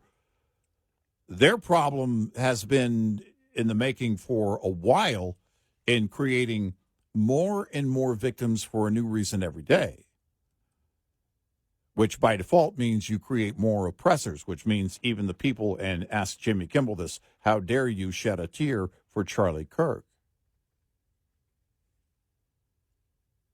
You can't do that. You're not one of us. The whole silence is violence. All of that is, you've got to be radical, full on radical. Otherwise, you're not one of us. And identity politics played a key role in all of that. Well, you're a victim now for a new reason. And even those that sided with you yesterday that were in your group, you're in a new group, which means by default, everyone that was in your group yesterday is an oppressor. You can't bring that. That's the opposite of bringing people together. I have to believe that for a lot of these college students who were exposed to Charlie Kirk's work over the years through Turning Point, had to find that greatly refreshing, the tone, the difference in the tone. Because when the radical left is going at it, it's all fear and hopelessness. And it was quite the opposite with Charlie Kirk. And that had to be, for a great number of them, I would argue for anyone who encountered that after being in the indoctrination machine all of their lives, that had to be greatly refreshing. Because it is a different tone. And what it requires of you is only critical thinking. The radical left needs you to be a soldier. They need you to, again, silence is violence. Why aren't you marching? Where's your protest sign? Why aren't you angry? Why aren't you angrier than me? And then it just goes on from there. Well, with Charlie Kirk, he just wanted you to think. And and again, the Democrats' problem is when your whole goal is to divide through victim and oppressor. And then you create more victims. And when you create more victims, you create oppressors. And then finally, some of the people that were victims are now oppressors. Look at anyone that was viewed as a gay leader that became anti-trans. You've betrayed your party. You've betrayed, I'm laughing at this one here. You betrayed your sexuality. Yeah. I don't even know what the hell that means. But, I mean, that's the message that they're sending, that they're sending out. And then, so you look at that. And when you look at the critical race theory, that, white privilege, that you're always going to be privileged. The other side's always going to be a victim. It's the same thing. They get sophisticated by, okay, let's get into the critical race theory here. No, it's the same races you've been throwing out, and you're trying to put on a professor's hat and make it seem like there's some kind of, sophisticated intelligence behind it, and it's all BS. Racism's racism. Stop it. You judge people as individuals. That's what we do in the United States in 2025. That's what 95% of the people do. The other 5% are trying to promote a racist philosophy, and they're really loud at doing it. And unfortunately, that 5% encapsulates 95% of the Democrats in Congress that are promoting that crap. When you promote what everybody knows is a lie, when you start doing that and you don't think it's going to affect, When you divide and then you promote something like critical race theory the radical transgender movement that everybody knows is a lie. Everyone knows you can't be a woman if you're a man. You can't be. It's impossible. Scientifically, it's impossible. You can still have a great deal of compassion for people whose mind thinks that they are.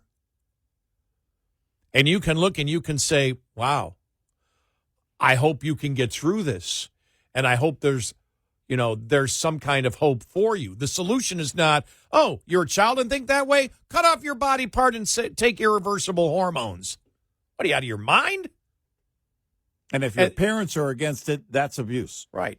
And then you attempt to normalize it. Well, you just take those two things right there. Those aren't normal. They're normal. They're not normal, and they divide. And then what you do is, as we've seen right now, I was just reading the story. We'll get to it here in a little bit, where the lawsuit from Raleigh Gaines is continuing. Then you get to the point where you discriminate against women. You take something like Title IX that was to help women, and you completely destroy it. Completely destroy it. Then you go after college-aged women, and you tell them, we will threaten you, we'll destroy your life. The utmost and unbelievable misogyny. And then your political party, you've got racism and misogyny in just two of the major issues that are out there. And then you get to even things like climate change now. You don't see the passion for it anymore. People start reading and saying, oh, over the last 40, 50 years, every single doomsday scenario that has been given, not one has come true. Well, wait a minute. If you've made all these predictions, hundreds of them, and not one has come true, maybe you have a credibility issue here. Maybe you're not really using science. Maybe you're just trying to acquire power by dictating people how they should live their life. And a prime concentrated example of that was COVID. Absolutely. Yep. You were lying about all of that on a global epidemic, which means you didn't buy the science, but you wanted to force me into a certain behavior. And you have to revisit everything post-COVID. All of it changed. And I think that's part of the awakening. The only thing I can even look at where you look and go, sorry, it's completely illogical on the right, is Trump trying to sell that. He was doing it this week, that we have riches beyond possible riches because we're taxing American companies through tariffs. That to me is the closest thing, because that's so bizarre. Every single Republican, you don't see, go out and outside of the influencers, you don't see anybody promoting that from Trump. Nobody. Everybody. You're talking about taxing American companies. Shut up that's a great positive, that the country has never been richer because we've decided to tax American companies $300 billion so far this year. That's why it doesn't resonate, because it's not true. It's why it doesn't resonate. Everybody knows it's a bunch of BS. But fiscal BS. But again, if you're attempting to sell a form of socialism, you have to lie. Yeah. Because the math isn't going to work for you. Right. Won't work out. But besides that, on fiscal things, but again, that's normal. Tariffs and promoting tariffs have been part of our normal discourse, and it's a fiscal thing. Now, again, I want to make it clear, we do believe that there's a role for tariffs and unfair trading practices or whatever. We're just saying don't lie about it. Right. Don't BS the people. They know. That's why you don't have support on it. That's why you can't gather more support on it. Don't do what Democrats do. I'll repeat it more times, because the public just doesn't understand that taxing American companies is a wonderful thing. Where there's no downside. Even this is a normal course of American politics and fiscal policy. Right. What the left is doing is bat soup off the charts, opposite of normal. I know. But besides that, there's nothing close that Republicans are doing compared to what Democrats are doing. Not even close. There's such a massive scale on the left of throwing absolute BS that everybody knows isn't true. That's not normal. And even on economic stuff like tariffs, you have to investigate that a little bit and understand it. You don't on racism or the radical transgender movement. You know it like that. 866-90-RED-EYE. Brought to you by Hot Shot Secret. Hi, I'm Jen Loomis, a transport safety expert at J.J. Keller, and I'm here to share a tip on roadside inspections. Drivers must always be prepared for a roadside inspection. This means drivers should always have their personal, vehicle, and company credentials organized and ready, and having any shipment paperwork such as bills of lading or hazardous materials shipment emergency response information organized and ready for the inspection official. Just an FYI, the top 2 violations written against drivers every year, as well as during Operation Road Check, are log general form and manner and log not current. Both are completely avoidable if the driver keeps the log accurate, compliant, and current at all times. Having the vehicle ready for inspection involves the driver conducting daily inspections and making sure any problems that are discovered are immediately corrected. Vehicle readiness also requires the company to make sure that the vehicle is current on all scheduled maintenance and that the maintenance schedule is adequate. This will make sure the driver is being given a sound vehicle to start with. This tip was brought to you by J.J. Keller and Associates. Visit us at jjkeller.com. We'll be right back with more Red Eye Radio with Eric Harley and Gary McNamara.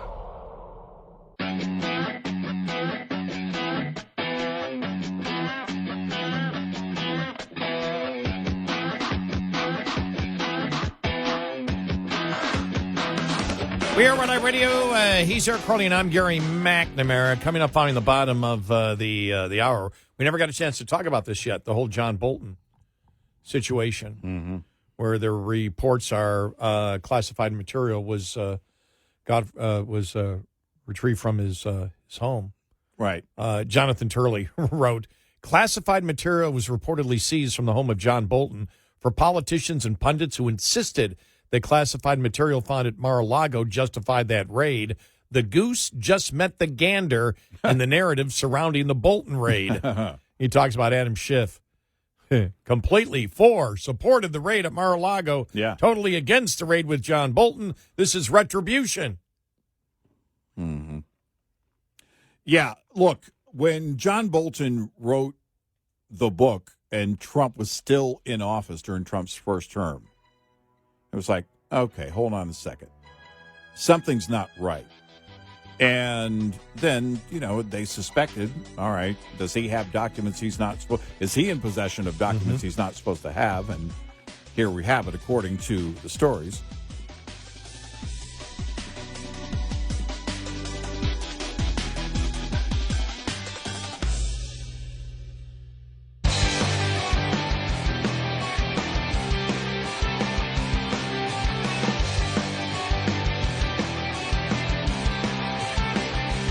All 5 hours of the show live every night on the Red Eye Radio app. Available in the App Store. Red Eye Radio. And he's Eric Harley, and I'm Gary McNamara. Yeah, so here it is from Jonathan Turley. Classified material was reportedly seized from the home of John Bolton for politicians and pundits who insisted the classified material found at Mar-a-Lago justified that raid. The goose just met the gander in the narrative surrounding the Bolton raid. Senator Adam Schiff previously supported the raid on Mar-a-Lago as necessary if there were any classified documents still in Trump's possession after leaving office. However, he denounced the raid on Bolton's home. And there's the headline there. Schiff claims Bolton FBI raid clearly just retribution. Turley says, I was skeptical of both raids. Ordinarily, documents have been secured and retrieved without such raids. However, any discovery of classified material at Bolton's place comes after years of conflict over classified information with Bolton, particularly related to his book. Look, there's a whole difference. There was a difference, the difference between Trump, who was a former president, and the negotiation of top secret documents from the commander-in-chief, which is completely different than top-secret material being found at Biden's place from when he was a senator, or John Bolton at his home when he was never president of the United States. Right. Those are different ball games. Yep. It's a whole different thing. Much different. And because you can talk about the chain of custody when a president is leaving the White House when it comes to those documents and everything else, and we can have that discussion. The Biden thing, everybody, or at least the left, seemed to leave out the biggest fact in that he wasn't president when he took those documents. And with Bolton, well, it should be very obvious, painfully obvious to everybody that he had no right to have those documents. And again, if all is accurate and true, and they did find those documents there, then it would go to what I was saying, what I've claimed, what I believe, and that is John Bolton took that job only to facilitate the book, to write the book. That was his goal, to get a good book done. A good book deal is going to make him smile, and that was the first time he smiled in all of his life. Is when he was on that book tour. I think about if I was in any of those positions where I was dealing with classified material. Once I was done, whoever is the organization who figures out whether you have classified material, I'd say, I'm leaving my position. I don't know what I have that might be classified or not classified. Here are all my files before I leave to ensure I want them, the people that do this in the FBI, scan them all, find out what I can have, what I can't have, so I can leave here in peace. Right? Right. Wouldn't you do that? That should be, to me, that should be actually part of the process. Right. That no documents go home with me until they're actually approved and vetted. Right. And if that's the case, then you can ship them to me once you do that. Otherwise, my shoes, the suit I'm wearing, my socks, my tie, none of that is classified, and that's the only thing walking out of this building. And any documents you have home with you, because I'm sure you bring documents home with you. Yep. You bring them in just to scan, just to make sure. Right. Right? Because you're not going to get prosecuted if you do that. Right. Actually, I would welcome somebody coming into the house home and saying, here's my home office, here's where all the documents are kept, and here's the documents I have. I want these properly vetted, and then whatever is left that is approved that I can keep, returned to me. It's not that hard. Because there's no negotiation when you're not president. Right. You don't have that authority or right to have those. That's not determined by you. And, here's the greatest concern in a situation like that is the concern that I would have for anybody. Let's just say someone who's the Secretary of State wanted to have their own email server in their home outside of the secured server of the government. I know it's crazy. Hypothetical. Look, right. we got Totally hypothetical. You guys in your slippery slope. Let's just say one day that happened. What's the ultimate threat? Is that the enemy actually gets access to that server and finds some very valuable information for them. In fact, we're told by a soon-to-be lawyered up, I guess he's already lawyered up, former FBI director that was the case for the Hillary server. They do believe that foreign entities were able to get through that server. He didn't get specific on that, but of course, that's the threat. My concern with Bolton, same thing. If you've got something that you're not supposed to have, there's a reason you're not supposed to have it, which becomes a threat, undermines the integrity of the State Department, of the President, of the United States' entire defense infrastructure. If you think about it, ultimately, that would be my concern.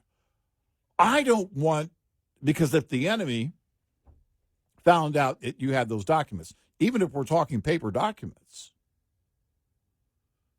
well, then somebody's going to want those documents. And that would be, for me, oh my gosh, I don't want anybody to get these documents, for these to fall in the wrong hands. And the fact that Bolton ignored that in a couple of ways. Again, if it's accurate and true,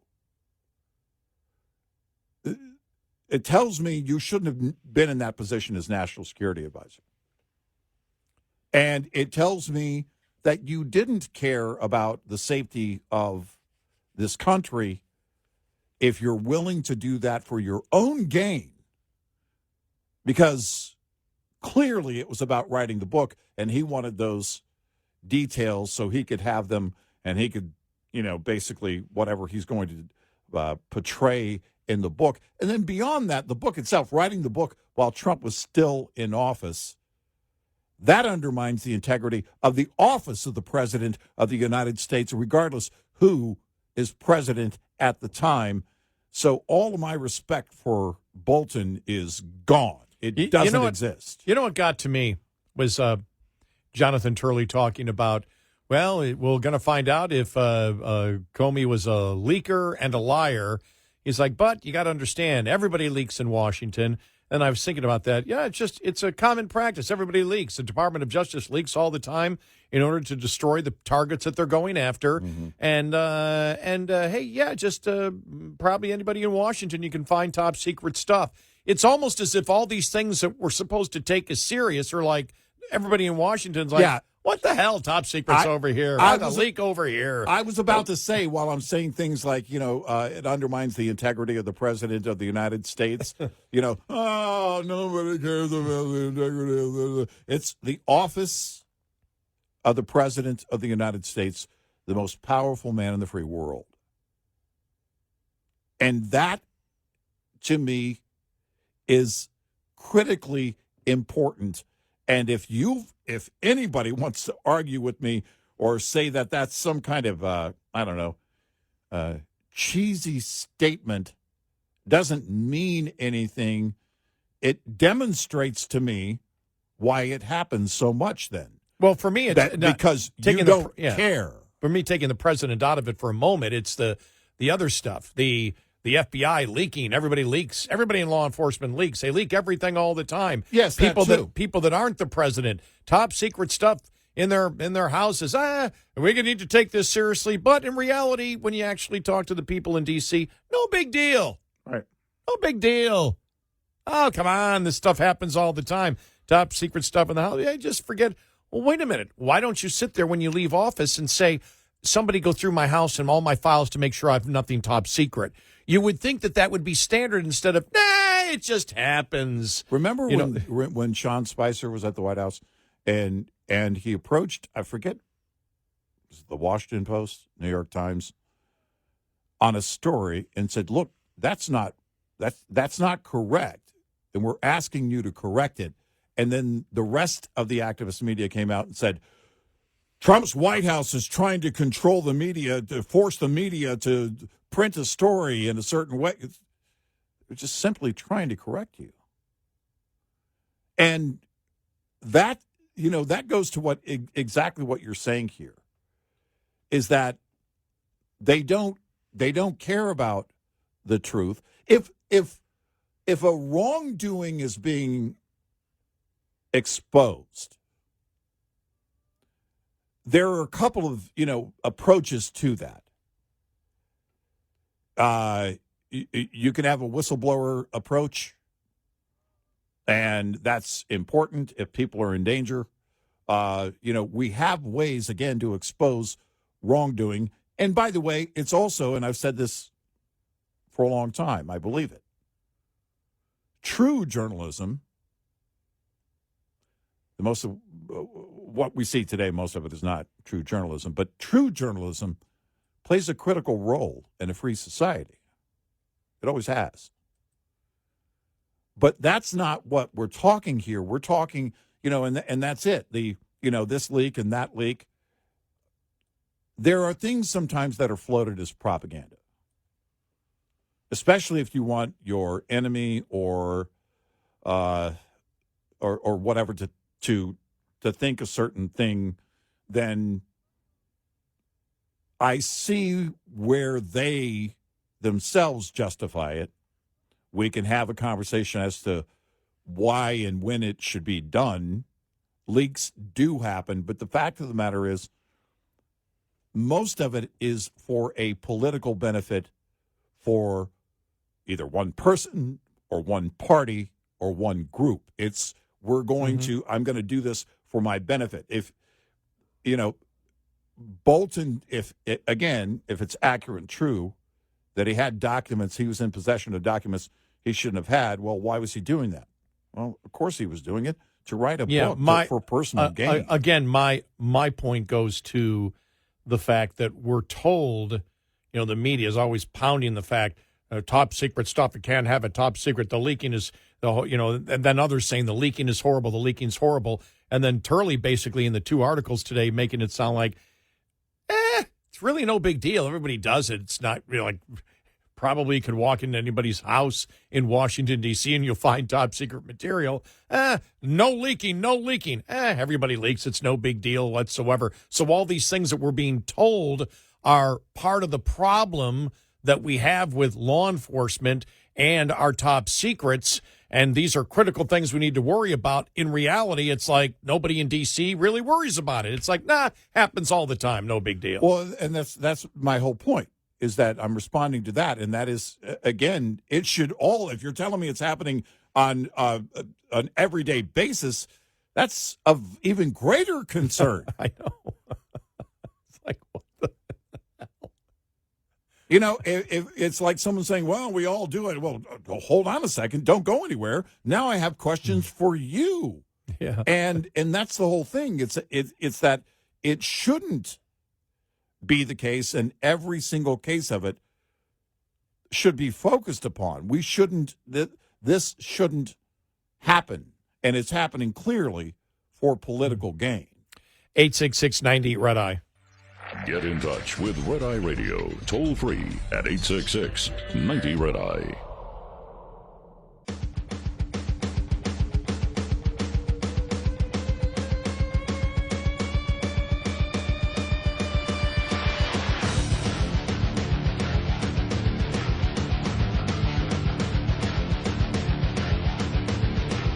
We're Red Eye Radio. He is Eric Carley, and I'm Gary McNamara. Welcome and good morning.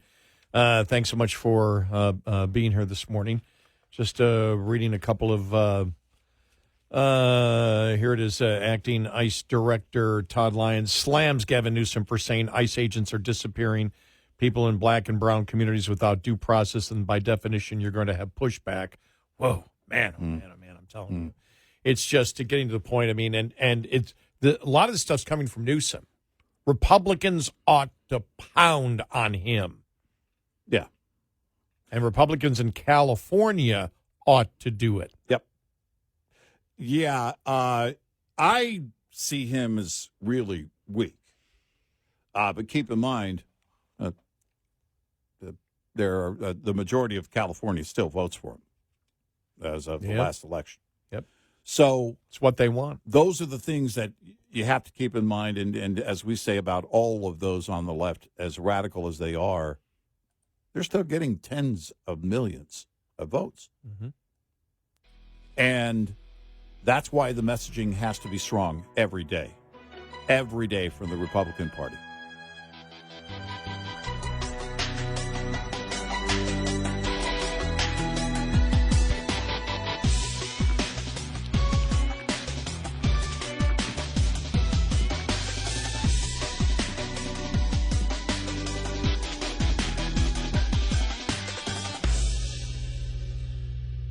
This is Red Eye Radio on Westwood One.